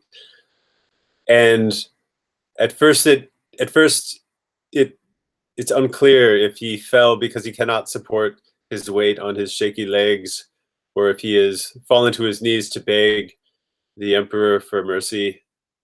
And there is a moment of uncertainty, and then he opens up his hands and in a pleading gesture, and he is in fact begging the Emperor to spare his life so that he might fight another day and prove his worth in the next battle. So the Emperor turns to the crowd and then signals to Pontius to put down his blade. So set aside his blade and lift up your friend. Celebrate. Pontius lets out a big sigh of relief. Yeah, tosses the blade out, gets the net off of him, and just helps him up. Okay, so as the three get out of the arena, it seems that a lot of the crowd seems disappointed because this was pretty much a clean victory, other than the excitement of the chariot crash.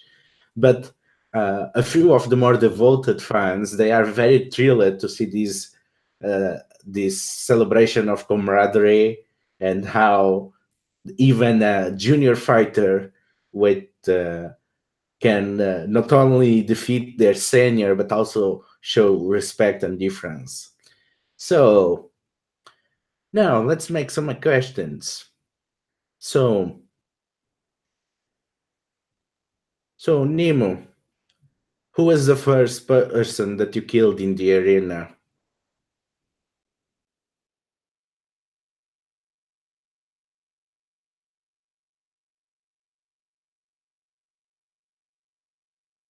Is this for Nemo's creator player or? No, it's for who played it. I think the first person Nemo killed in the arena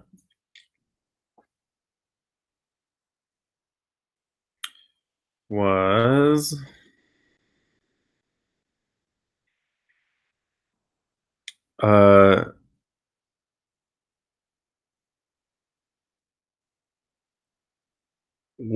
Horus the Mutilator.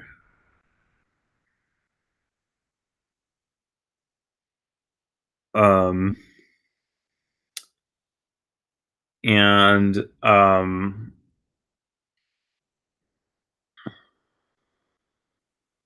this was like Horus was like a sort of sadistic gladiator, exactly the kind of gladiator that we would not have on screen in this game. But when Nemo came out into the arena, there was like blood and viscera all over Horus and surrounding him in the sand. And Nemo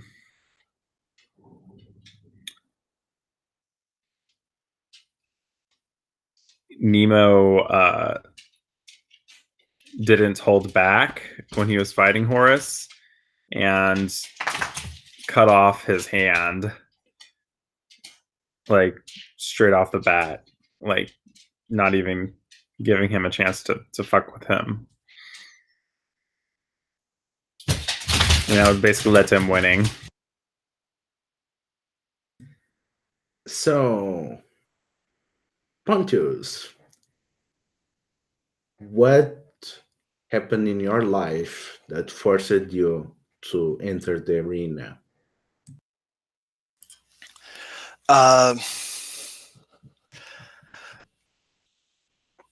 Pontius got captured. He was just a humble fisherman in some outlying village and wound up on the wrong side of a raid, got captured and slaved and sent to the arena.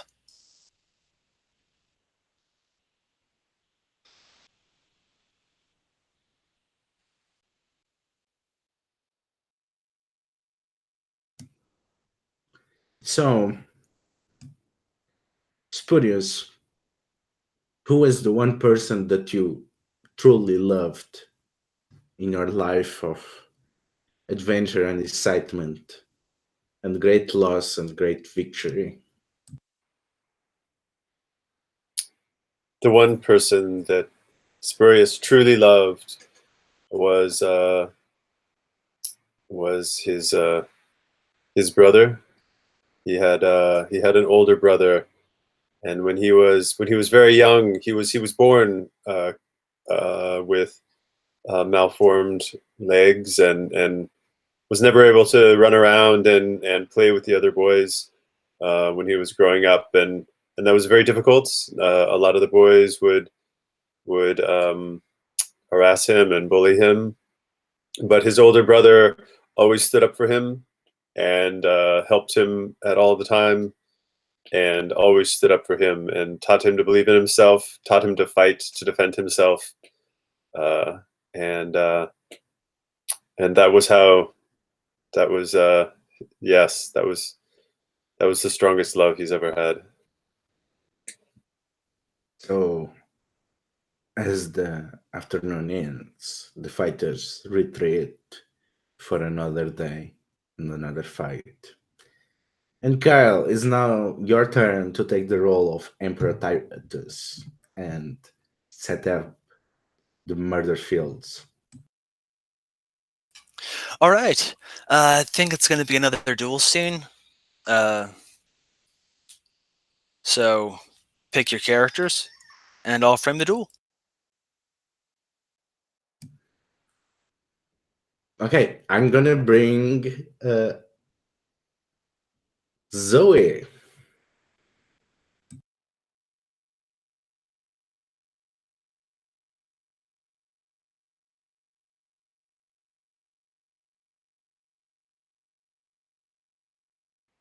I want to see Petros Giantsbane.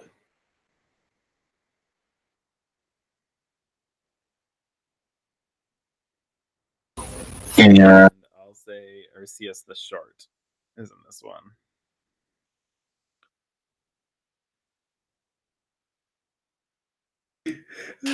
I completely forgot Perseus was still alive. In that case, I think the duel is going to be Petros and Arceus versus Zoe the Backbreaker. Another, 2-on-1 duel. So I think now you draw your cards.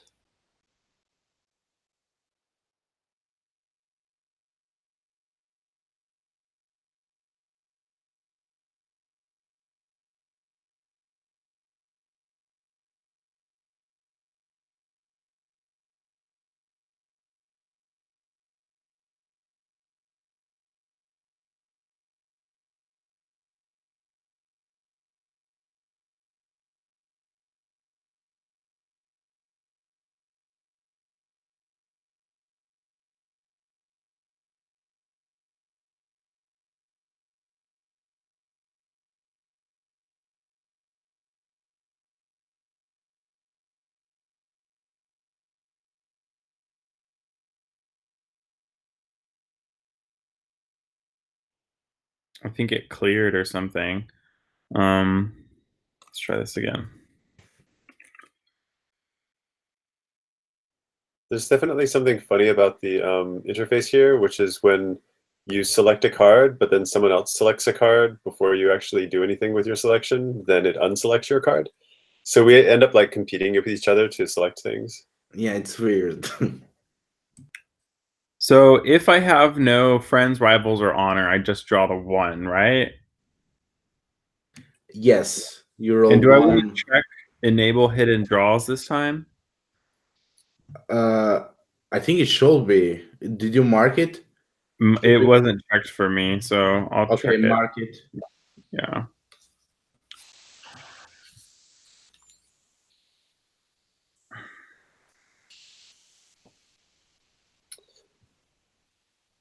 That's interesting. I had assumed that enable hidden draws was like for the whole room at once. I didn't realize that was like each person had to check it. Okay. I've got my card. I'd forgotten what a badass Zoe is. Yeah, I mean, we can establish it. So, okay, time to reveal.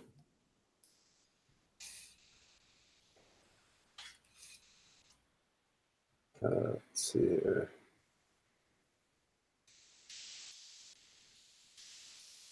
So we're all revealing right now, is that right? Yeah.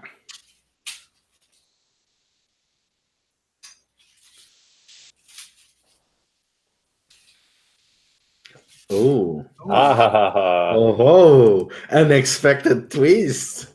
Ursus of all people. So I don't think we have any relationship that can interfere. No.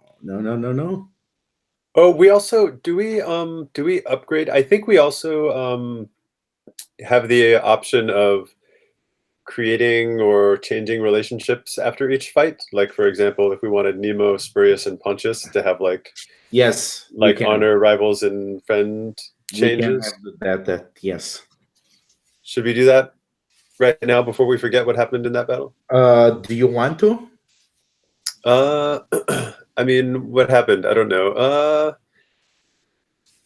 I mean, it might just be good to reflect on like what happened for going forward. Like, I felt like other than narrating the fight, there wasn't like much in the way of exchanged words. It sounds like Pontius was glad. Spurious, I don't know. Are Spurious and Pontius still friends after that? I think maybe they are. I mean, Pontius had to are, and I think that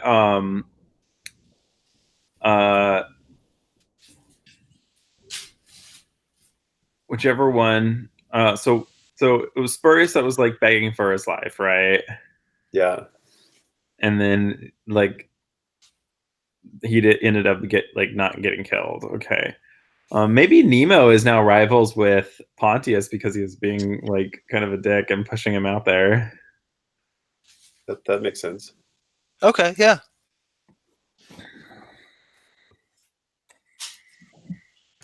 Okay, so we gonna have Ursurius win.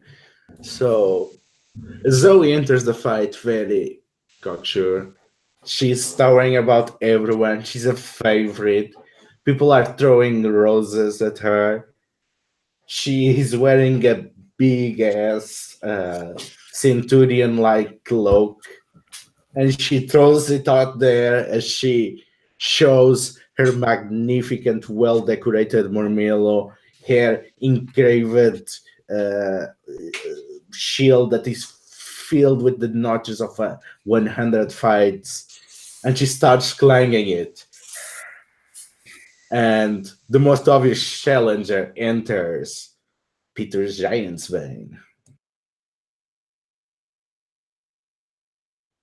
Yes, Petrus enters with his lasso. He's doing lots of like rope tricks. As he enters, he's twirling his lasso over his head, and he's doing that. What's that thing that they do in cowboy movies where they like twirl the lasso around and then they like move it down their body and like back up their body, you know? And he's like doing these like fancy, you know, like rope tricks with his lasso, and then I think just to show, you know, like disrespect for Zoe, he even like does a somersault between her legs and ends up on the other side of her, and stands up, and the crowd goes crazy. They love his entrance. And what about our dark horse there? I think that Ursius is like this. Sorry, I've got a crazy dog here. I think Ursius is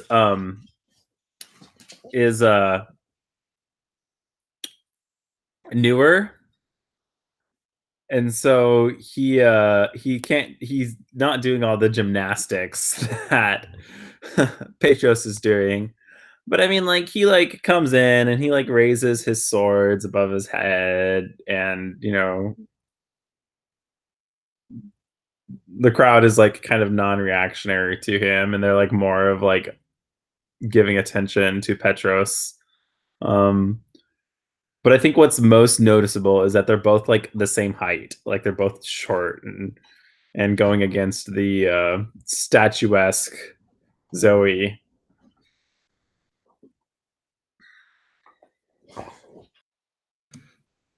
So the fight goes on, and Zoe is kind of swatting flies as she tries to pin Petrus down, and she leaves a lot of openings for Ursius. So how does Ursius exploits that?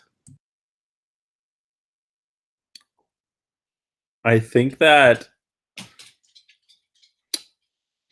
it becomes obvious very quick that Ursius is actually intending to do harm.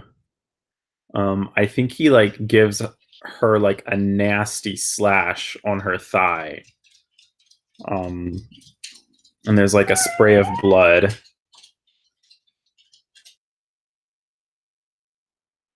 I think that this like quickly shows that Ursius is very serious. But I'm imagining it makes Zoe mad, and Zoe drew better than Petros. I think Petros is going to move in to help Ursius, to support Ursius, and to show off Petros's agility. But Petros, as Petros tries to lasso Zoe, it goes horribly wrong, and Zoe gets the better of Petros. What does that look like? So Zoe, as she gets the cut, she just gives this glare of pure fury at Ursius as she's falling down, and she puts all her massive weight on her shield, and she falls right on top of Petrus and tries to squish him as she falls. So, okay, I'm gonna have Zoe burn one honor to represent her technically have prided. But she was supposed to win this game because she's one very popular. She was supposed to be milked out and die later on the games. And Ursius kind of, by already crippling her with this devastating strike, he already pretty much sealed her fate. But still, because they spent a lot of money on her, they don't want to kill her now. So I'm spending his bride this for her to have a bride her way into that. Does Petrus has honor to survive? Yes. So what does Petrus do to escape this lockdown by the shield?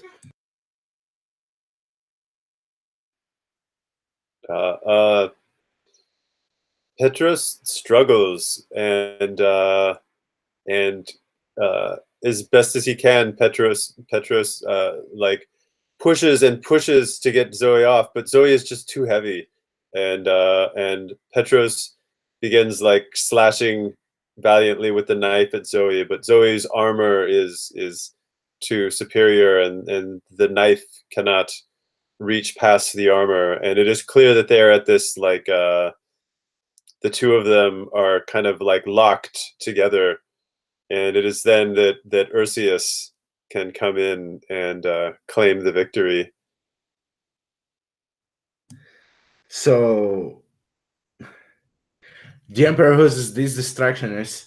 He's shutting down with the head of the school as they are kind of bickering about prices and stipends, and then he starts clapping and rises in celebration of Ursus, and the crowd is so confused that they cheer on, and uh, immediately other gladiators step in and start pushing Zoe away from Petrus. And Zoe, she's almost rabid, and she tosses one of them to the floor as she's pushed aside. And, well, Ursus wins the day. And I think Zoe now has a rivalry with Ursus because this little nothing casted her career as a gladiator, because no way that this one to the whip is going to heal nicely. And no way that she's going to be keep carrying her massive armor. And she loved this job. And no, maybe this idiot, for a moment of glory, she's going to murder him before the games are over.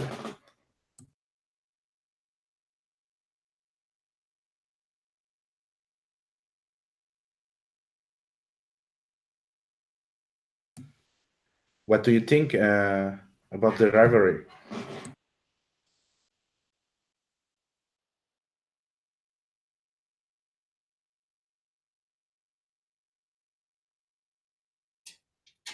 Sorry, were you talking to me?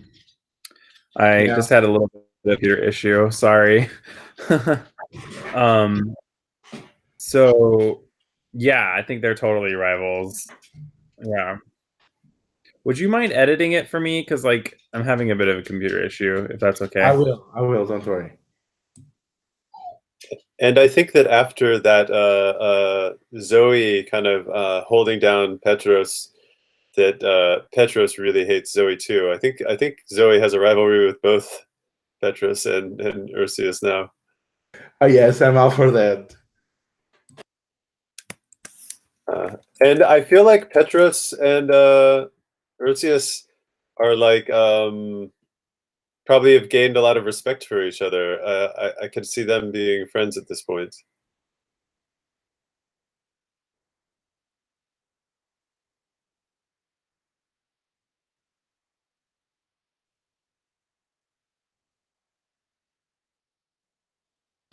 Okay, so now Kyle, you get to ask one question for each of us. Right. All right, Zoe.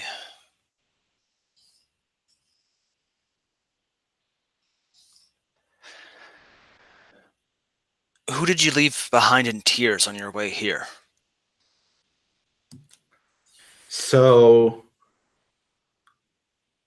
Zoe had a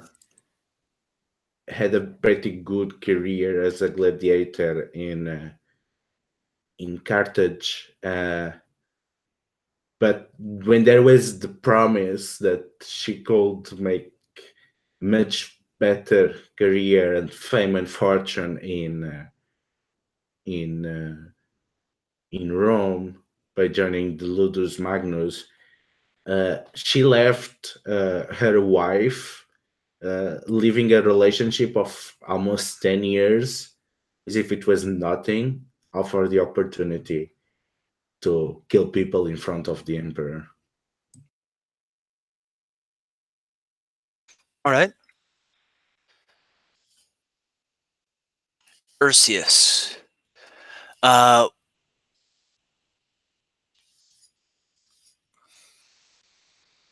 Who betrayed you so you ended up here in chains? Oh man.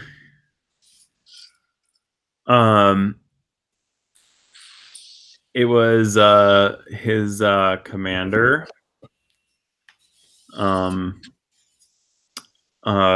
His commander had been taking some of the funds for the war, and he blamed it on Ursius. So Perseus was taken away. Nice. Petros, who have you killed to get here?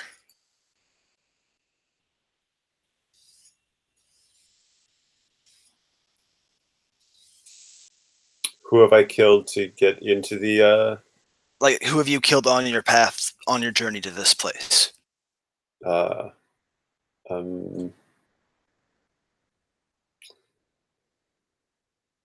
So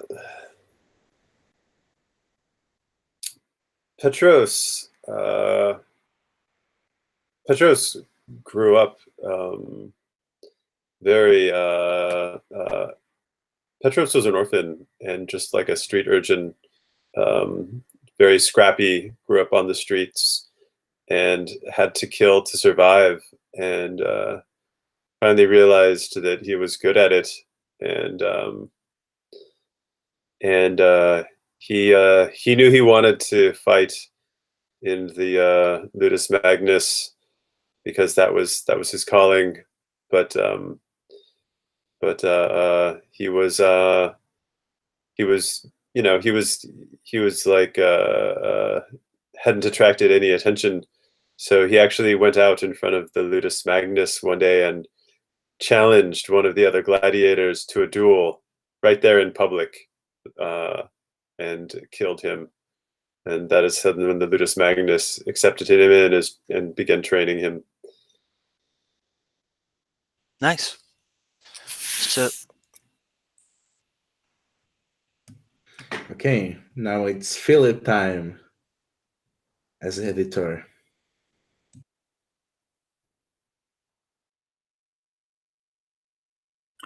All right, so we've had 2 duel scenes.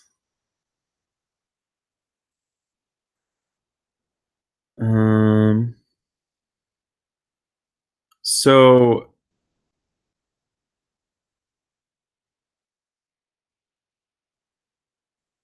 then there's Battle Royale and Overwhelming Odds. Here we go.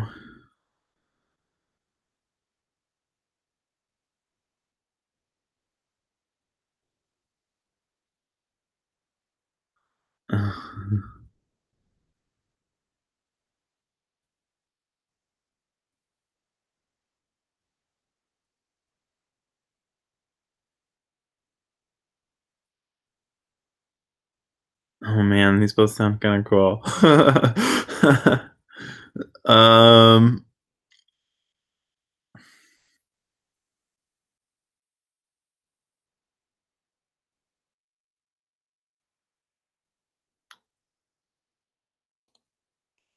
Let's go for, I feel like we still have a lot of characters alive.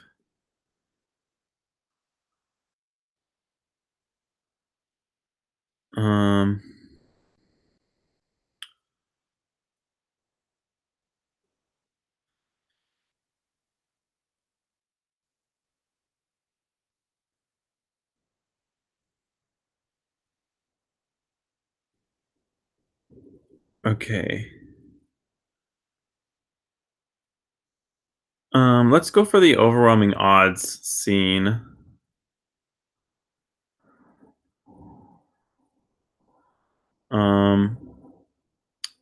Yeah, and it's I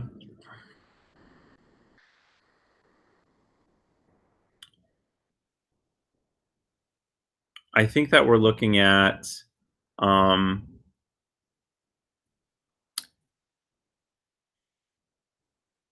lions or something. Yeah, if that's okay with everyone. That sounds awesome.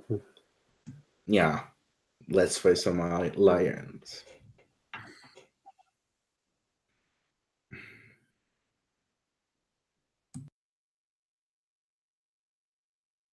So for this type of scene, all the player characters are against basically the pack of lions, and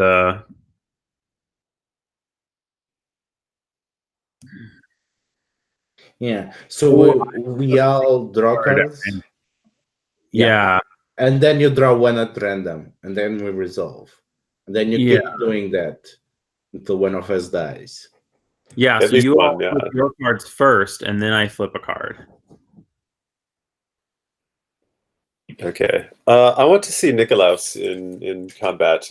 He's going to fight blindfolded against lions. I think Atalanta has to be there. It's only fitting. Yeah, that sounds right.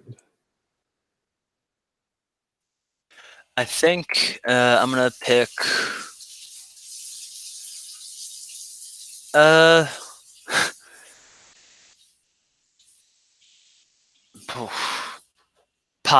Posthumous? Yeah, I think Posthumous.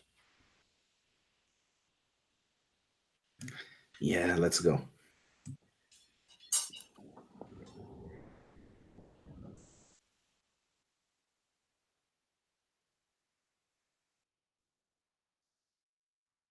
So when people are, I just have a question. When people are picking characters, is there like a strategy element that goes in? Like, should you be looking at friends and stuff, or is it just like whoever you're? I mean, it's whatever you want, right? You get more Yeah. cards, so they're more likely. But just whoever you want to see in the story. Yeah. Really. Yeah, I mean, yeah, that's pretty much. I have not been using any strategy. yeah. All right. So when everyone has their stuff set up, let me know. I think Nikolaus has 3 cards. And then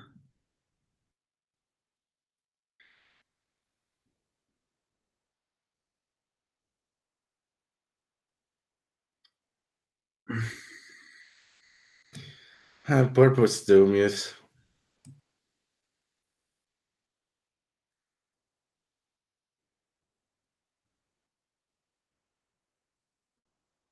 Okay, I am ready.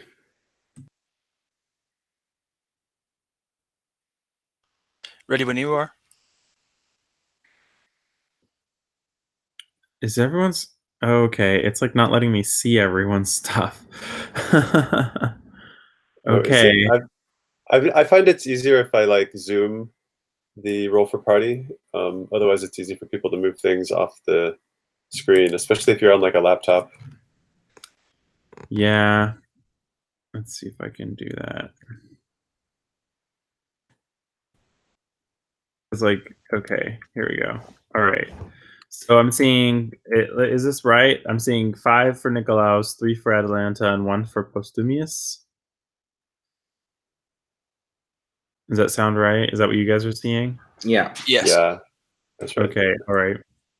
All right, I'll go ahead and I'll reveal a card after all of you reveal yours. So Let's see. or should I? No, it says you're supposed to respond to my card. So maybe I should just put one out right now, so that Nikolaus can make a good choice. Is that accurate? I think that's right. Yeah, because I think you get to pick which card you reveal, right? So you probably want to know what I'm putting out. Okay.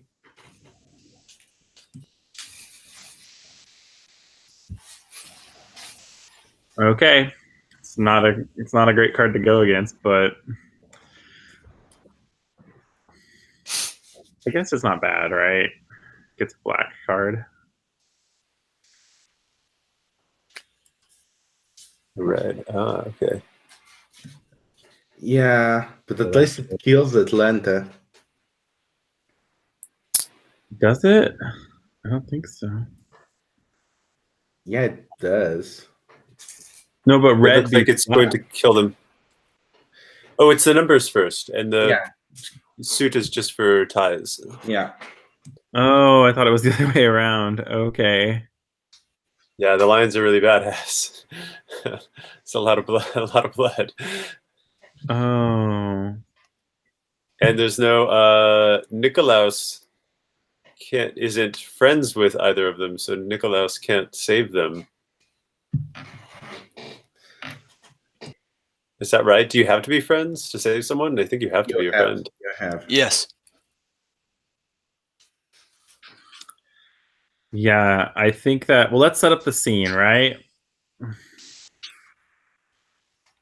I think I want to Um, add a little bit of drama to this. I just want to like play into the fact that you have to have an established friendship, and I want to show in the fiction how Nikolaus could have saved both of them, but he did not because he was not their friend.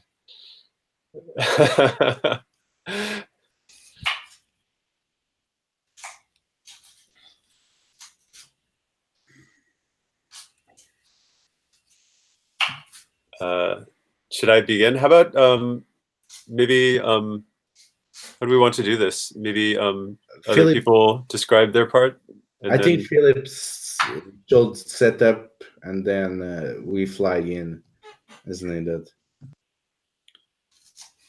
I think that the arena is like empty except for the gladiators, who I think it's been like a bit, right? Like there's some waiting, just standing there in the arena waiting for their opponents. And the announcer's like,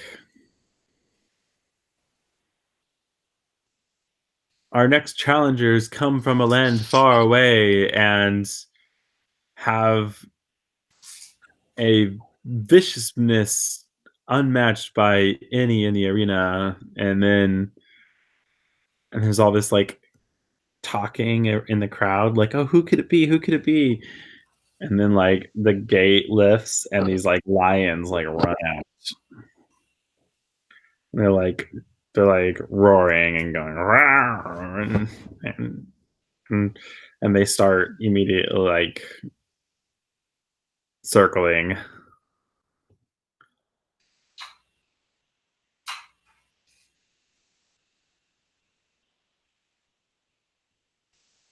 so I think that Nicholas still blindfolded, or well, they just released, right? Are we going to enter the arena? I suppose we could like just how do we want to break this down? Well, I said that you were already in the arena and you were waiting for a while. Okay. But now you can react. Okay, yeah. So I'll describe Nicholas's reaction. I won't finish things with Nicholas yet. I'll just like get Nicholas started here. I think Nicholas jumps in quickly, and it's just like amazing to watch Nicholas as always. And he's blindfolded, but it doesn't matter. It's like he has this cat-like agility, and it's like he can smell where the lions are, and it's just brutal to watch Nikolaus like slice these lions up one after another, and like they lunge at him and he just uses it like jiu-jitsu. He just turns their lunges against them by letting them impale themselves on his spear with their own momentum, and then he pulls his spear free and he is quickly on the next. And at some point the lions become wary of him, and the lions actually like back off from Nikolaus, and then Nikolaus just stands there and stands his ground and watch the lions as they retreat from him but continue their attack against I'm sorry, who are the I'm blinking now on the other two who are in the arena. Postumius and Postumius and Atalanta. Yes. And so then Nikolaus just watches as the lions engage with Postumius and Nicolanta, the remaining lions. So Atalanta, at first, we think that she's going to have the advantage, and she tries to steer the lions and ready for the kill. The thing is, she underestimated how untrained and starved these lions are, and they pretty much just overwhelm her and pin her down against one of the walls of the Colosseum. And she managed to bleed and even kill two of them, but the time is running out for her, and she throws down her spear and begs for mercy. And Postumius, he's all confident when the lions first come out. He's got a lasso, and he's like, okay, he thinks he can do this. He can handle this. But he misses the first toss. Lion just dodges around the lasso, jumps on him, and takes him down in a moment, just clawing and mauling, and he's dead practically before the crowd can start cheering.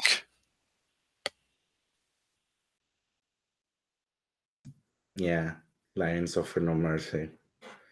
He's like that was like the one that made everyone like real like scared of the lions because he like got totally taken down and it was a horror show.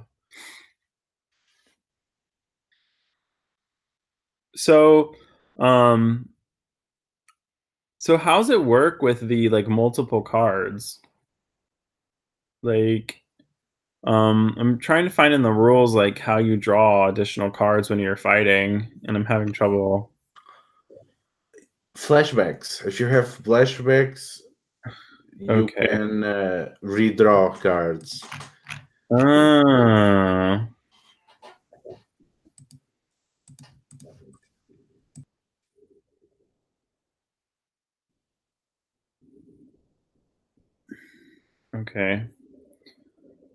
Okay, so now you get to ask one question of Nicholas.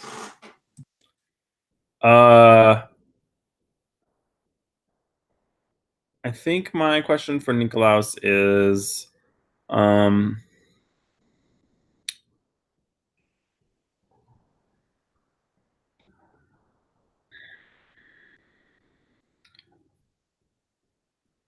just want to find that section real quick.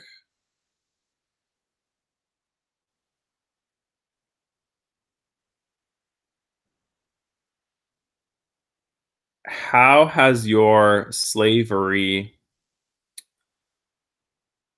been exploited outside of being a gladiator?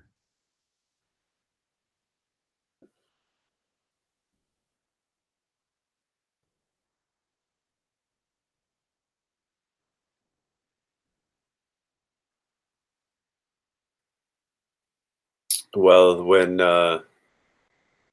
Nikolaus was first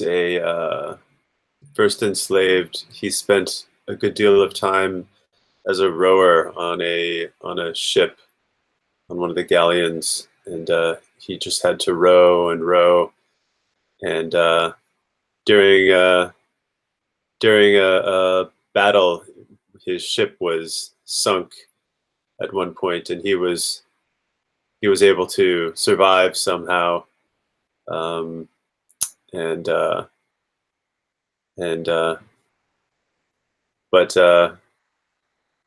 was but then he was no, how was that? No, he wasn't I don't know. Anyway, he spent some time rowing for a long time before he was recognized as a fighter who could fight in the arena.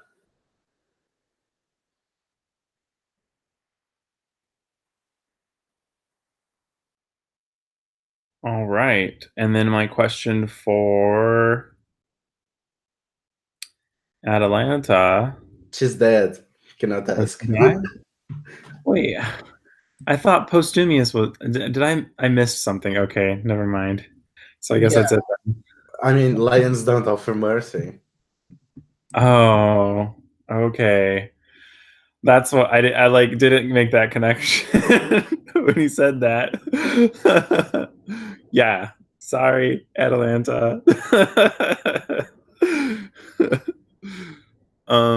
Okay. Yeah. So we have 2 defeated in that scene. Oof.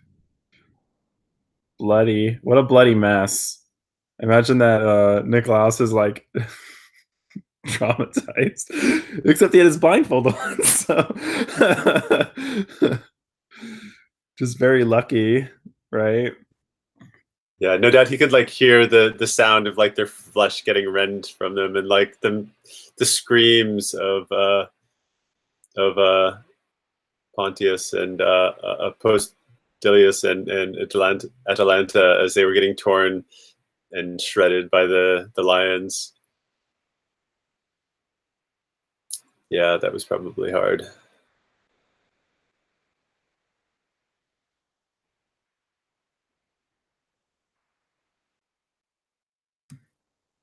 So now, Walter, you get the last scene before the final showdown.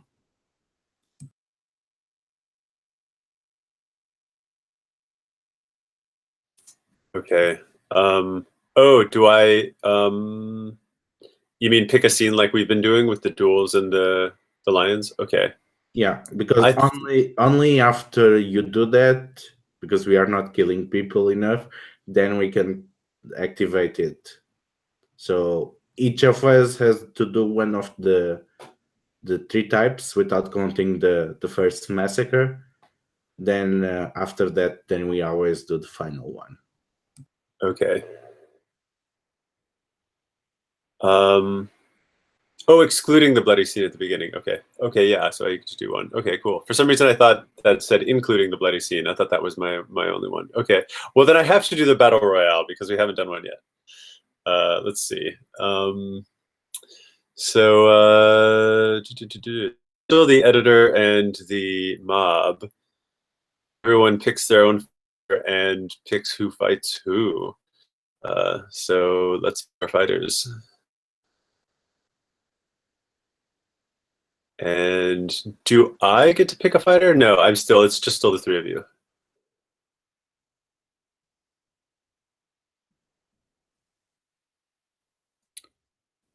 I will pick.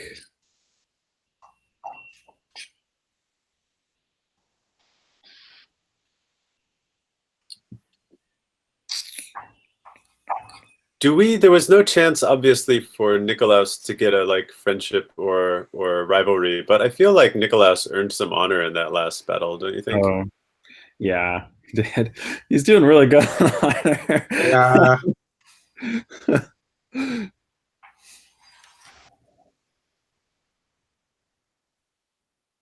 He's like. I think Sorry, I'm go going to pick Ambrosius Agricola, the fist fighter, although he's got a sword for this one. I think probably, yeah. I think I'm gonna pick Bardas. That's who I was gonna pick, but I will pick. Is there someone we haven't seen yet? I mean, anyone without flashbacks and that is not dead, we have not seen.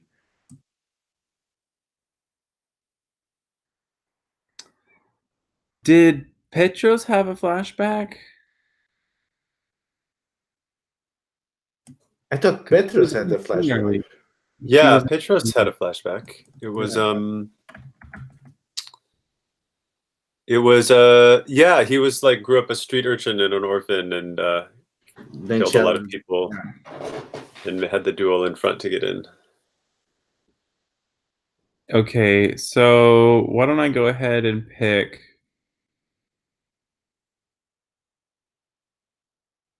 a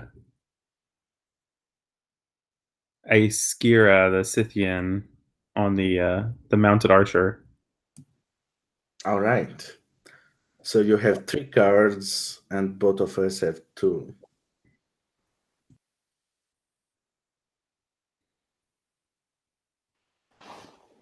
Okay, nice. So it's Askira and Bardas and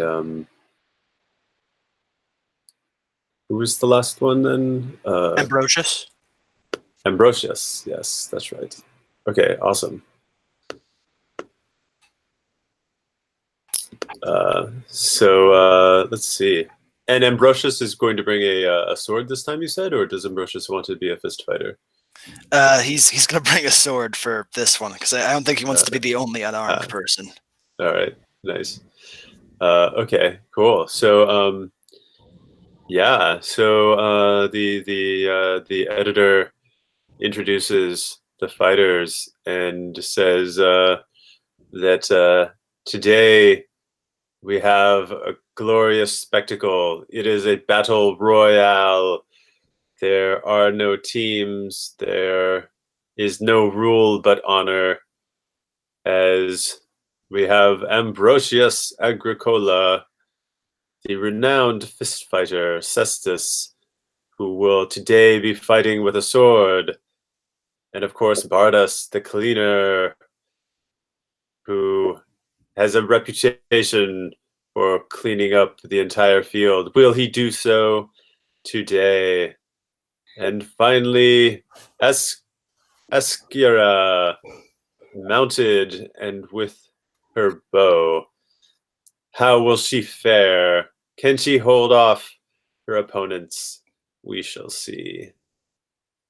Fighters, enter the arena. And what does it look like as Ambrosius enters the arena?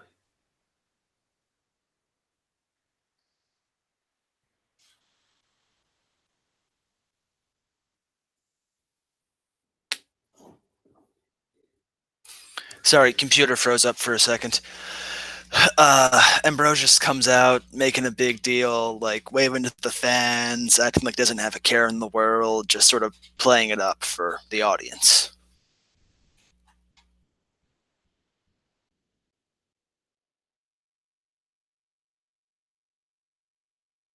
Nice. And then Bardas enters the arena. So Bardas is on his element. He is brandishing his tiny shield. He's very confident. He goes to the center of the arena, waves to the crowd, and then he quietly takes the corner, deciding to pick up whoever of the other two falls first. He's betting that he's going to chase after a horse.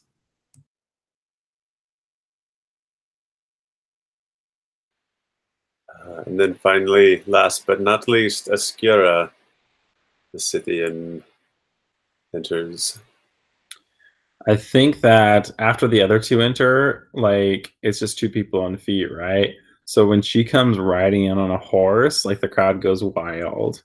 And she's like raising her bow in the air as she's riding the horse in.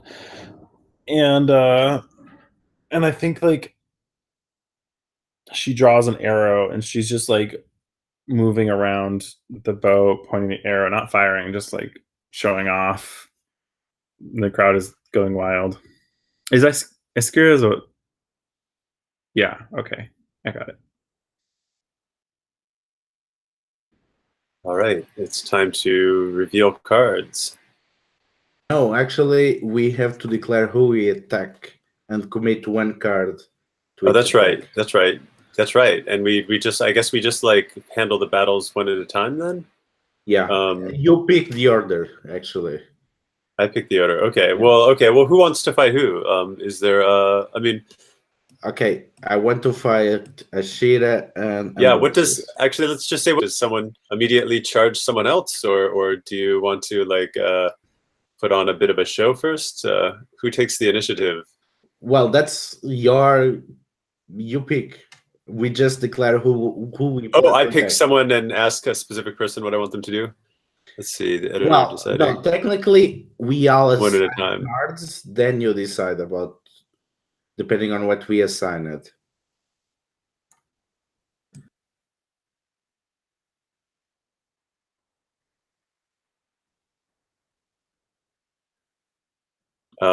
Okay, well then I will start by asking. I will start by asking Ambrosius, who would you like to fight first? Ambrosius is gonna go after. Sorry, I'm blanking on the name.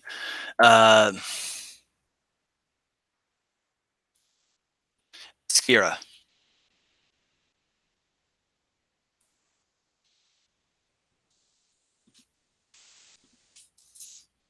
Now I will I will give I think it's only fair that because there can be 2-on-1 battles normally in the duel, I think it's only fair to offer to Bardos to join on one side or the other as Bardos sees fit.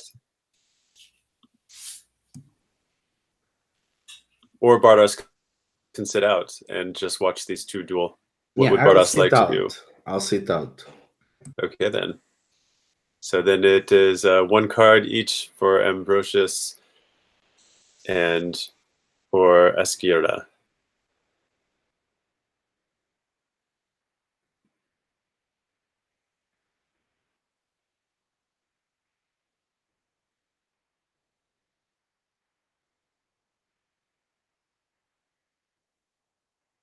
A king for Ambrosius. And a 10 for Esquira. Ambrosius gets the better of Esquira. What does that... first, I'd like to hear from Esquira. What is... how do you heroically defend yourself in the battle against Ambrosius? And then we will give Ambrosius a chance to narrate the finish. I think that what happens is that I think Esquira saw Bardos as the bigger threat, so she was like trying to like get a shot around the shield and not waste her limited supply of arrows. And like I think that Ambrosius like snuck up on her and like pulled her off the horse. But yeah, I think that she has honor, right? So I think that she will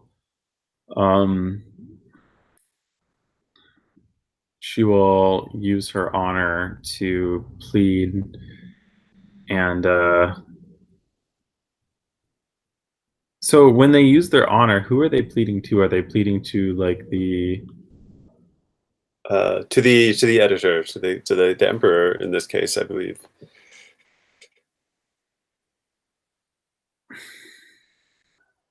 Or you don't have to use the honor, right? You could always just leave it up to did the mob and the editor decide that you fought valiantly?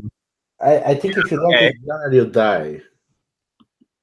No, it's the choice. Like she's like pretty sure it's the choice of the mob and the editor.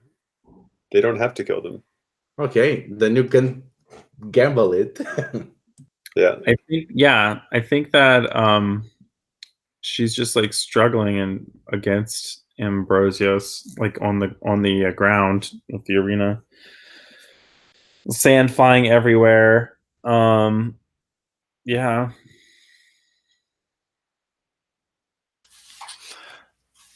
All right.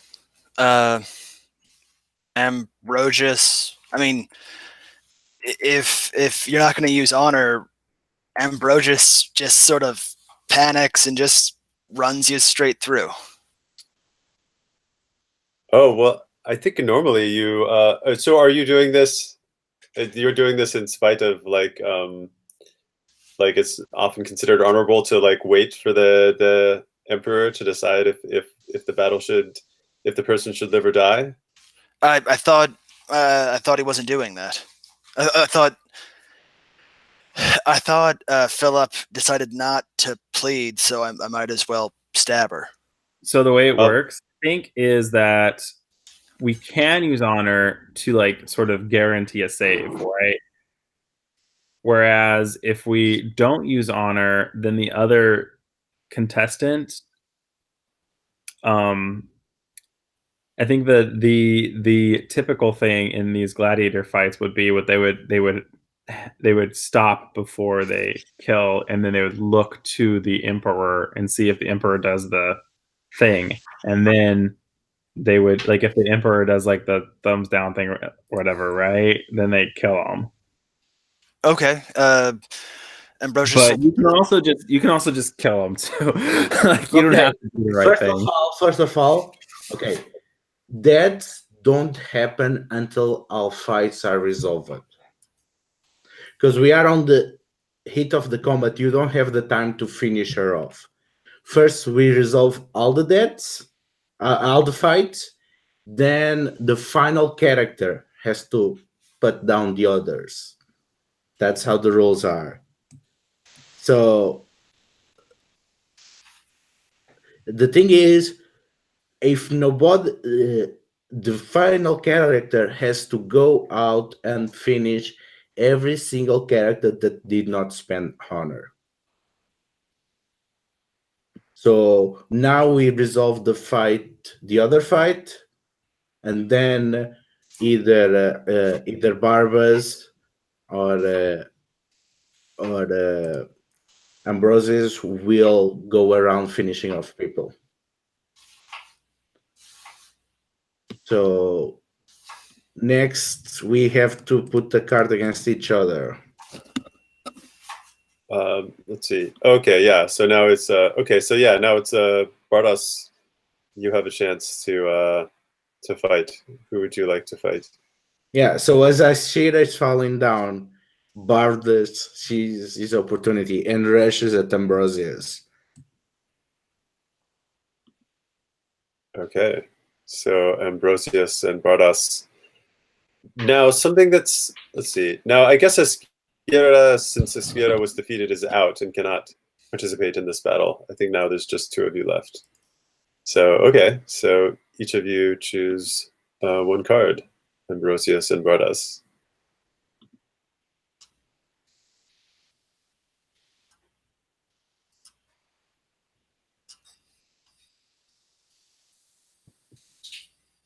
Ah, so it looks like Bardos got the better of Ambrosius. What does that look like? How does I would the way I'd like to do it, I'd like to get some details in the combat and maybe like a little back and forth. So maybe each of you start by just talking about how your character is doing really awesome and in the battle and like what they look like when they're like doing great, and then we'll go back to Bartos to describe how Bartos is like finishes the combat. But first I just want to hear like, you know, how the 2 of you are going at it and both looking awesome for a little while. So Bartos, start off by saying how you start the fight, but not how you're going to finish it. So Ambrosius proves himself a greater fighter even with the sword, and Barda is clearly impressed. So as he circles around him, as he stands over the fallen Amazon, he starts clinging on his tiny shield, drawing the attention of the Cessus. And he uses the challenge and tries to drive me out. And he starts racing because he already did the impossible once, can be this blessed athlete beat him once again, and he courageously waits for it. Okay. Think Ambrosius is kind of surprised when he was distracted dealing with Esquira, so he's a little unprepared for your attack, and he's doing the best he can, but it's he's not a practiced sword fighter when it gets down to it.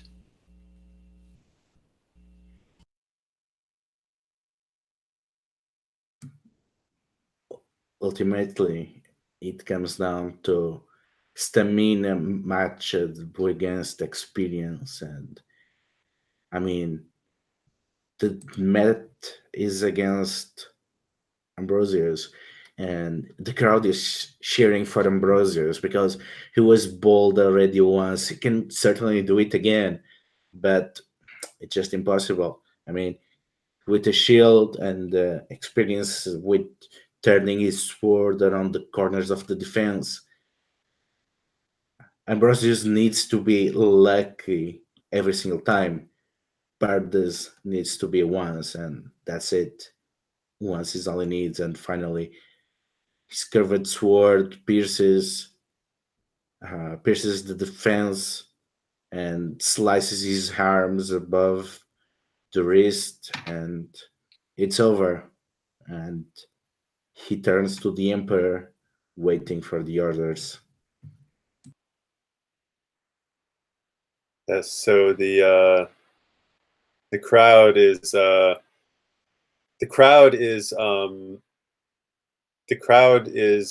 first. First, the Emperor turns to Ambrosius and points to Ambrosius, who is there with his cut arms, defeated by Bardus, and looks to the crowd, and the crowd cheers, and they are applauding because Ambrosius fought so valiantly against Esquira and was the only one who fought 2 fights. And the Emperor nods approvingly and gives the thumbs down to spare the life of Ambrosius, so that Ambrosius may fight another day. And Ambrosius has fought with honor. I think Ambrosius should get honor for this too, but we can go back to that at the end. And then the Emperor turns to Esquira, the Scythian, and looks to the crowd, and the crowd was not very impressed. Esquira came in on horseback and was still defeated, and the crowd says "Woo, woo, woo," and it looks like the crowd would like Esquira to be put to death, and the Emperor holds out his thumb and looks at Esquira. Esquira, what do you do?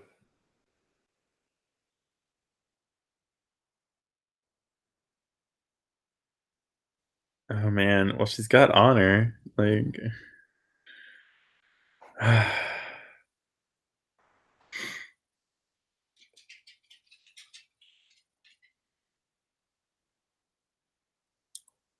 I feel like what she does is she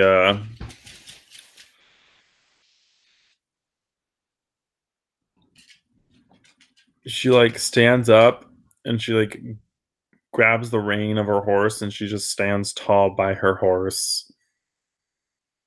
And that's how she spends her honor. So is that okay? So that's like your way of saying that you would like your life to be spared, and you will spend your honor for that. So then, yes, the Emperor spares Esquira's life. Okay, nice. A lot of flashback questions you have to ask now. Oh yeah, we do. We did the flashbacks now. All right, awesome. So I think Bardas should become friends with Ambrosius because he got a lot of respect for him, and he was happy that he did not have to finish after he did so much. I could see that. I could see the two of them being friends. Yeah, and Ambrosius got yeah. I think that's good. I think Ambrosius is the one who stands out as getting honor for that, because Ambrosius fought 2 opponents. That was really like very memorable. So let's see then. The questions are Esquira's probably rivals with Ambrosius as well. Esquira, yeah. Made her look bad. Nice. Yeah, for sure. So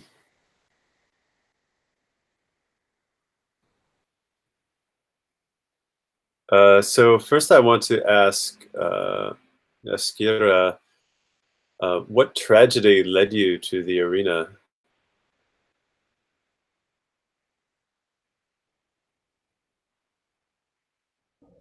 I think that she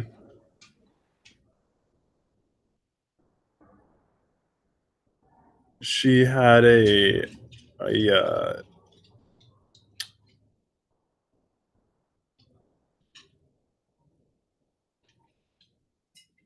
she had a child who was sick, and she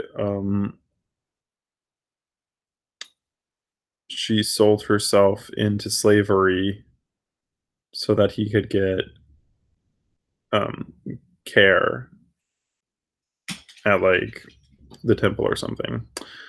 And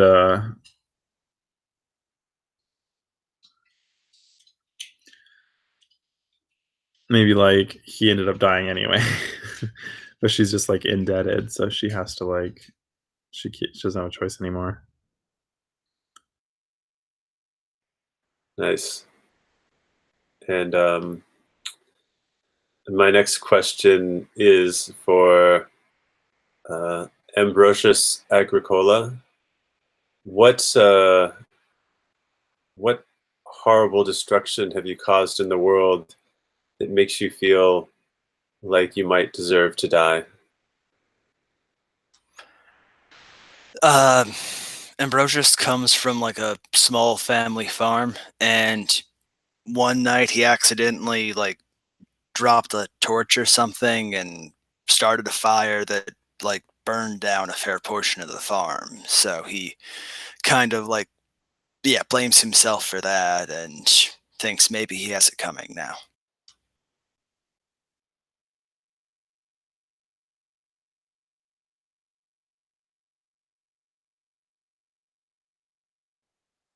Nice. And finally, Bardas.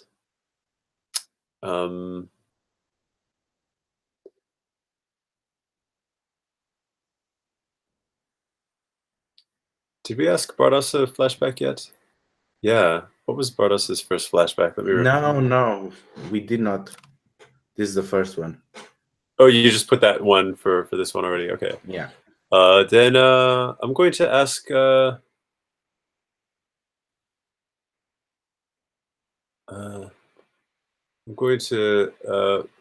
Bardas.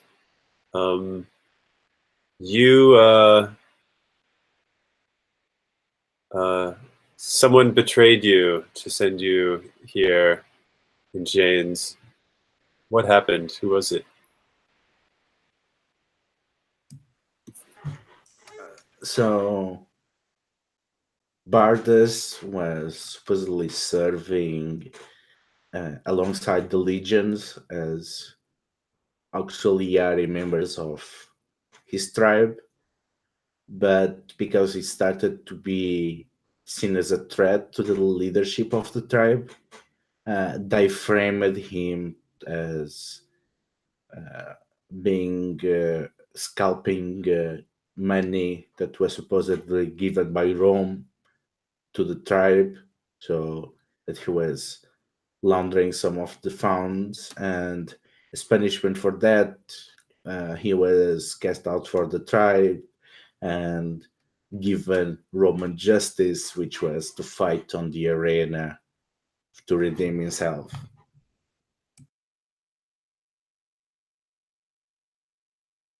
Nice.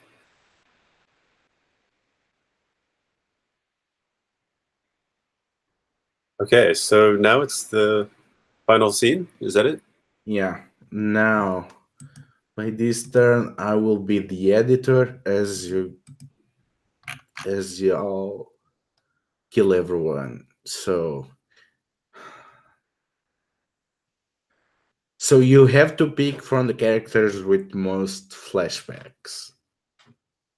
That's it.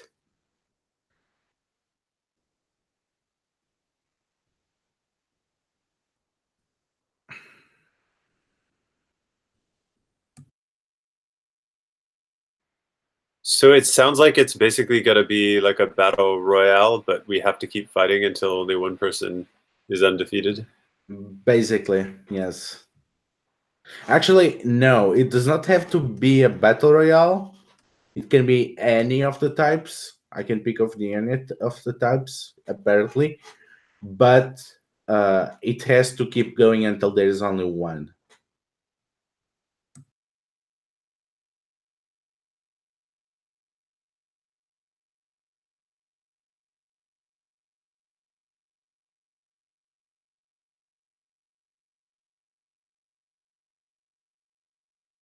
So I have a question.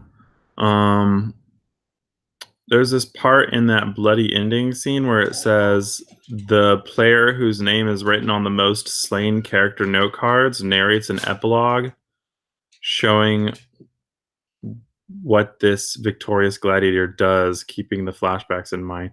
So, like, we haven't been writing names on cards, so I'm confused. We have been taking notes. If you see on the first row, we have how many characters died, led by who. Oh, okay. Sorry. So, yeah, it will probably be Carl, because I cannot kill anyone this time.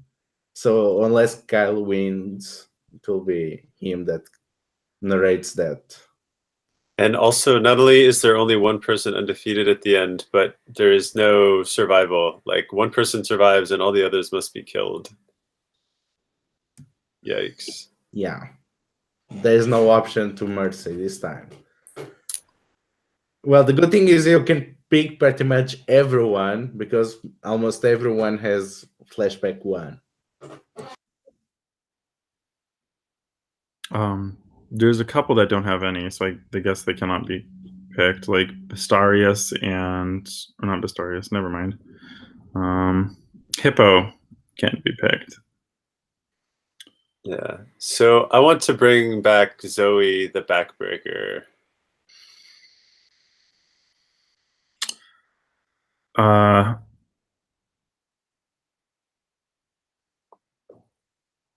bring back Nemo. I'll bring out Pontius the Fisher. Oh, no, Nicolau. Yeah, I kind of wanted to see Nicolau too. I Do was you want like, me to do- oh, I can do Nicolau, where's Klaus Zoe? instead. Well, Nemo's do also Nicolau. good. There's a lot of good ones. That's Oh, man. true. I mean, But these are the last characters we're going to see this game, right? Like, all the other ones are just like... actually, the others survive. So Nicolau is Oh. safe if you don't pick him. Oh yeah, it says that it says you could actually like run like another game like another day, and like the surviving characters can come back for like a whole new round. Yeah, because we don't actually kill that many game. people, apparently. So it's not like Final Girl. So who do we have right now? We have Zoe and... Who was this other one? Pontius the Fisher. Oh.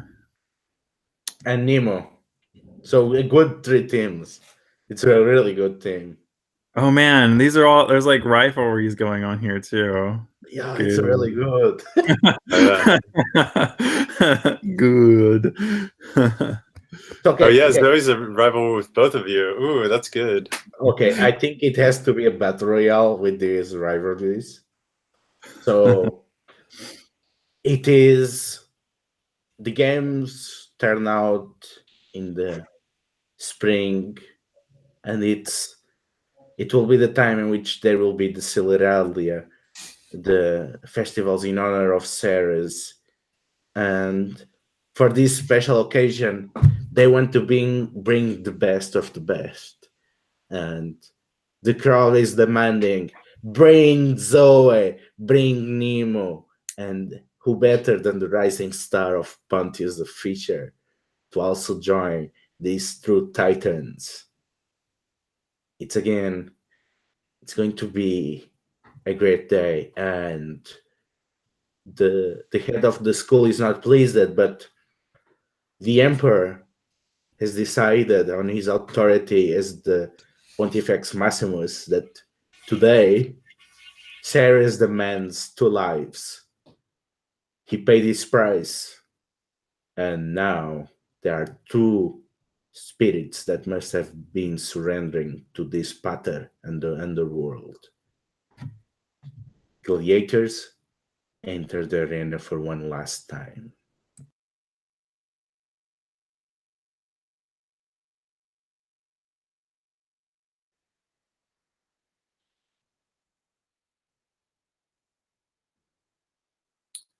So Zoe enters the arena, and she is just huge, and you can hear her footsteps as her heavily armored body pounds across from the entrance door into the center of the arena, where she stands there in front of the emperor and raises her sword in one hand and shield in the other hand up over her head and pounds them together and bellows a blood-curdling scream.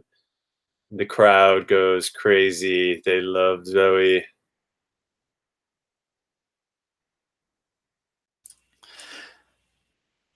Pontius comes out next, and he knows he really doesn't belong here. He's not nearly as good as the others, but he's gonna do his best, try to work the crowd. And he doesn't get as much cheer as Zoe, but he gets a little.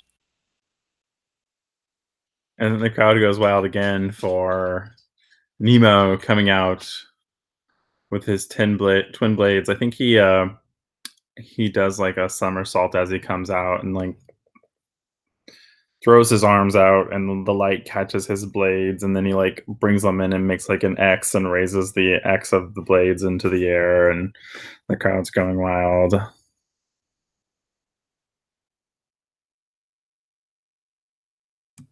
Okay. So let's draw our cards.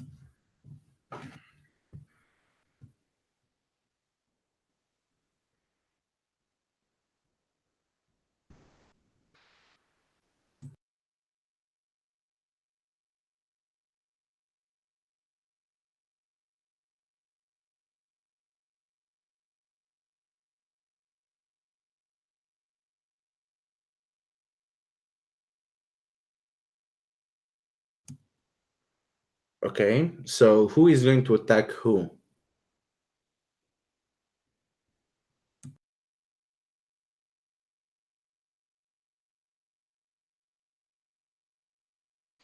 Pontius is going to go after Nemo. Yeah, I was gonna say like Nemo's probably gonna go after Pontius. Okay, so let's resolve that first. Commit one card to each.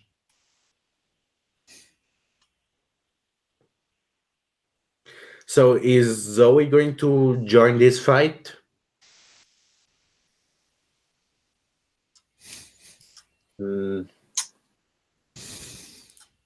Zoe is going to. Zoe is known to hate Nemo. They have hated each other from the get-go. They have a long-standing rivalry, and so the crowd is and so the crowd is very surprised when Zoe joins Nemo's side and joins Nemo fighting against Pontius the Fisher. Okay, so assign also a card there.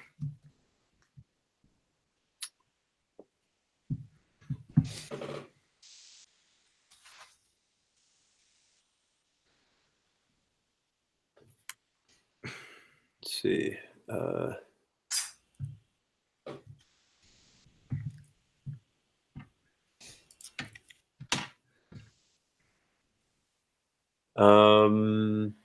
Let's see. Okay.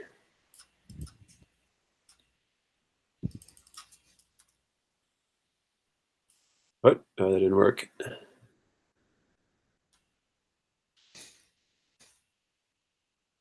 Huh. For some reason it's not. Oh. That's what I wanted to do. Okay, so it seems. Tell us how Pontius puts a brave fight against impossible odds.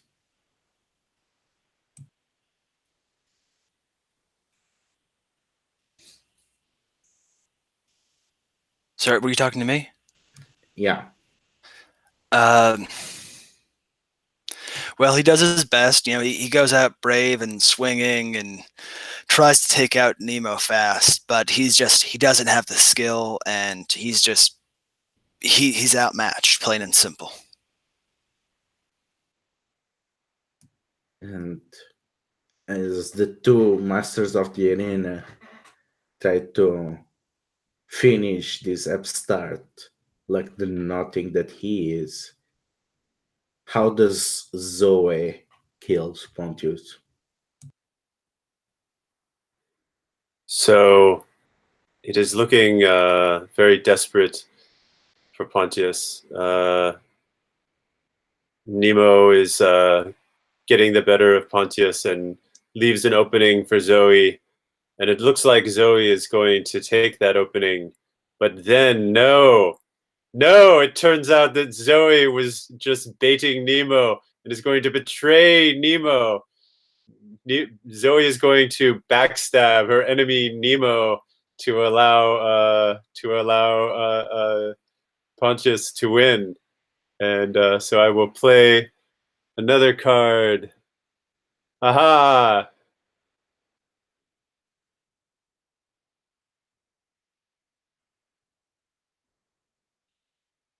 And so as Nemo is not looking, because he is keeping Pontius at bay, Zoe will use her big, heavily armored shield and just bash Nemo in his big helmeted skull and knock him to the ground. And Okay, so Nemo, can you play a card against Zoe's queen? Yeah, I can.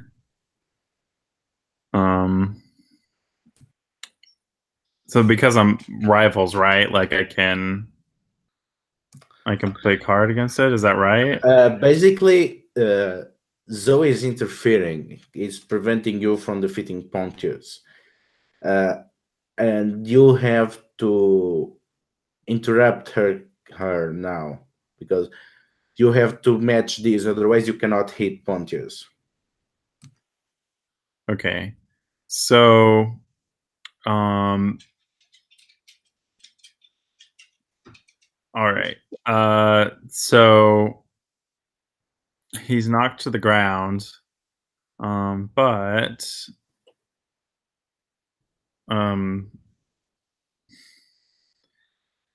as he's knocked to the ground, he grabs a fistful of sand and throws it in Zoe's eyes.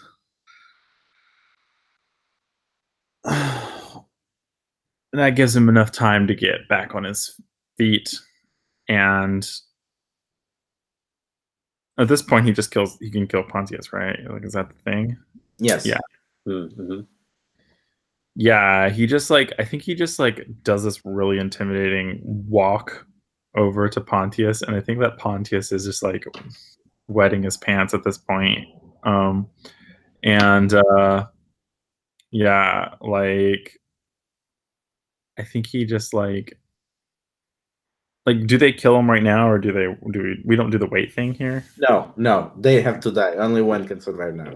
I think that he uses his foot to like press down Pontius's chest and press him onto the ground, and then he just uses his swords and literally like scissors cuts off Pontius's head. What Nemo feels as he ends up with his rival life, and he can feel he's squeezing away in the last spasms of life.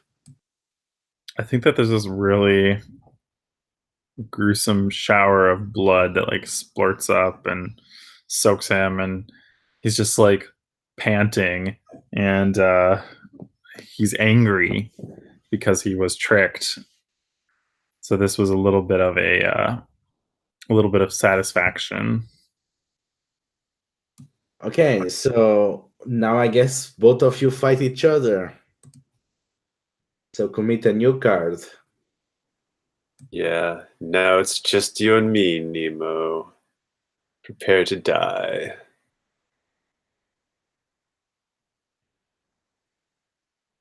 I can choose whatever card I want, right? Yeah, Yeah, of any of those two you have. but there's no one to interfere, so I think that this is it. Like, you just... the card you reveal ends the game, basically. Oh, Ah, okay. So show us, what does Nemo, the masked scissoring terror, looks like at his apex of ability. I think like he's full of energy. Like he's like walking strong. I think he like shakes his swords and like this blood like flies off his swords and they catch the sun again. And he's just like is almost like growling at Zoe as he's sort of like walking around her. He's like you can see like his veins popping. He's like angry. Yeah. And Zoe, how does she prove that she's the queen of the arena? That everyone else is just insects that are swarming on her domain. well, it is a hard-fought battle. Nemo does this. There's actually a moment when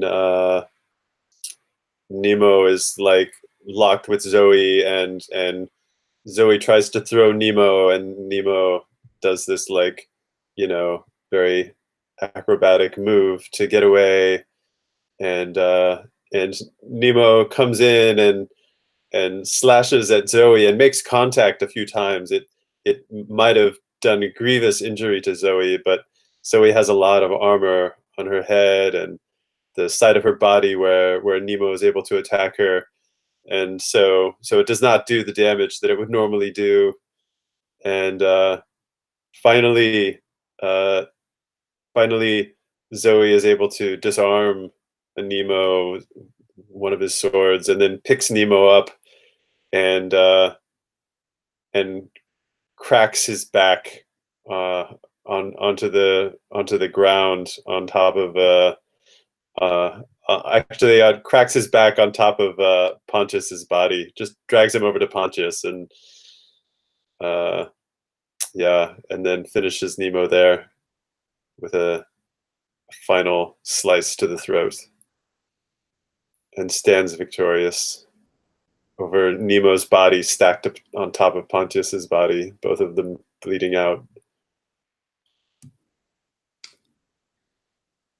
And as the participants of the Ludus Magnus, they have no more fights until the end of the games. And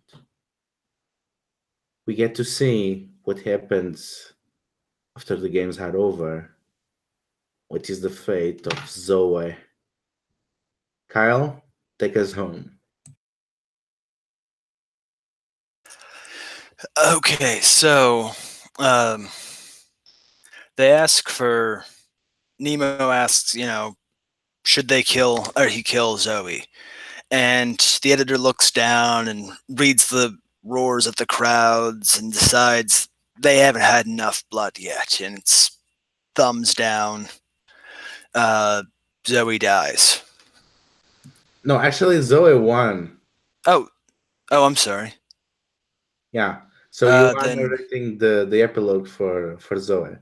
Oh, okay.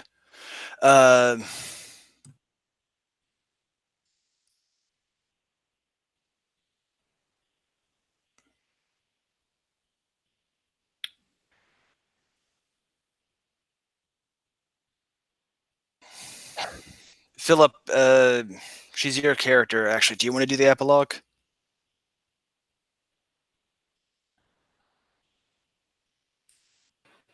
Well, it's according to the rules, the whoever has the most Yeah, deaths but gets to. I But you have choose? no idea what to do with her, so... I've got nothing. I'm drawing a blank. All right, yeah, you- I can pick it up. So I think that after this match, this like epic match, Zoe becomes a bit celebrated. Like, I think like there is a party when she gets back to the school. Her like they got like a lot more they got like a lot more financial support after this. Like it really like energized the people and improved morale, and everyone is buzzed about it, and the emperor was really happy, so he sent a large amount of gold to the school. And so like Zoe is like really celebrated, and they got her like fancy armor. So she's got like this this lustrous shiny armor now. And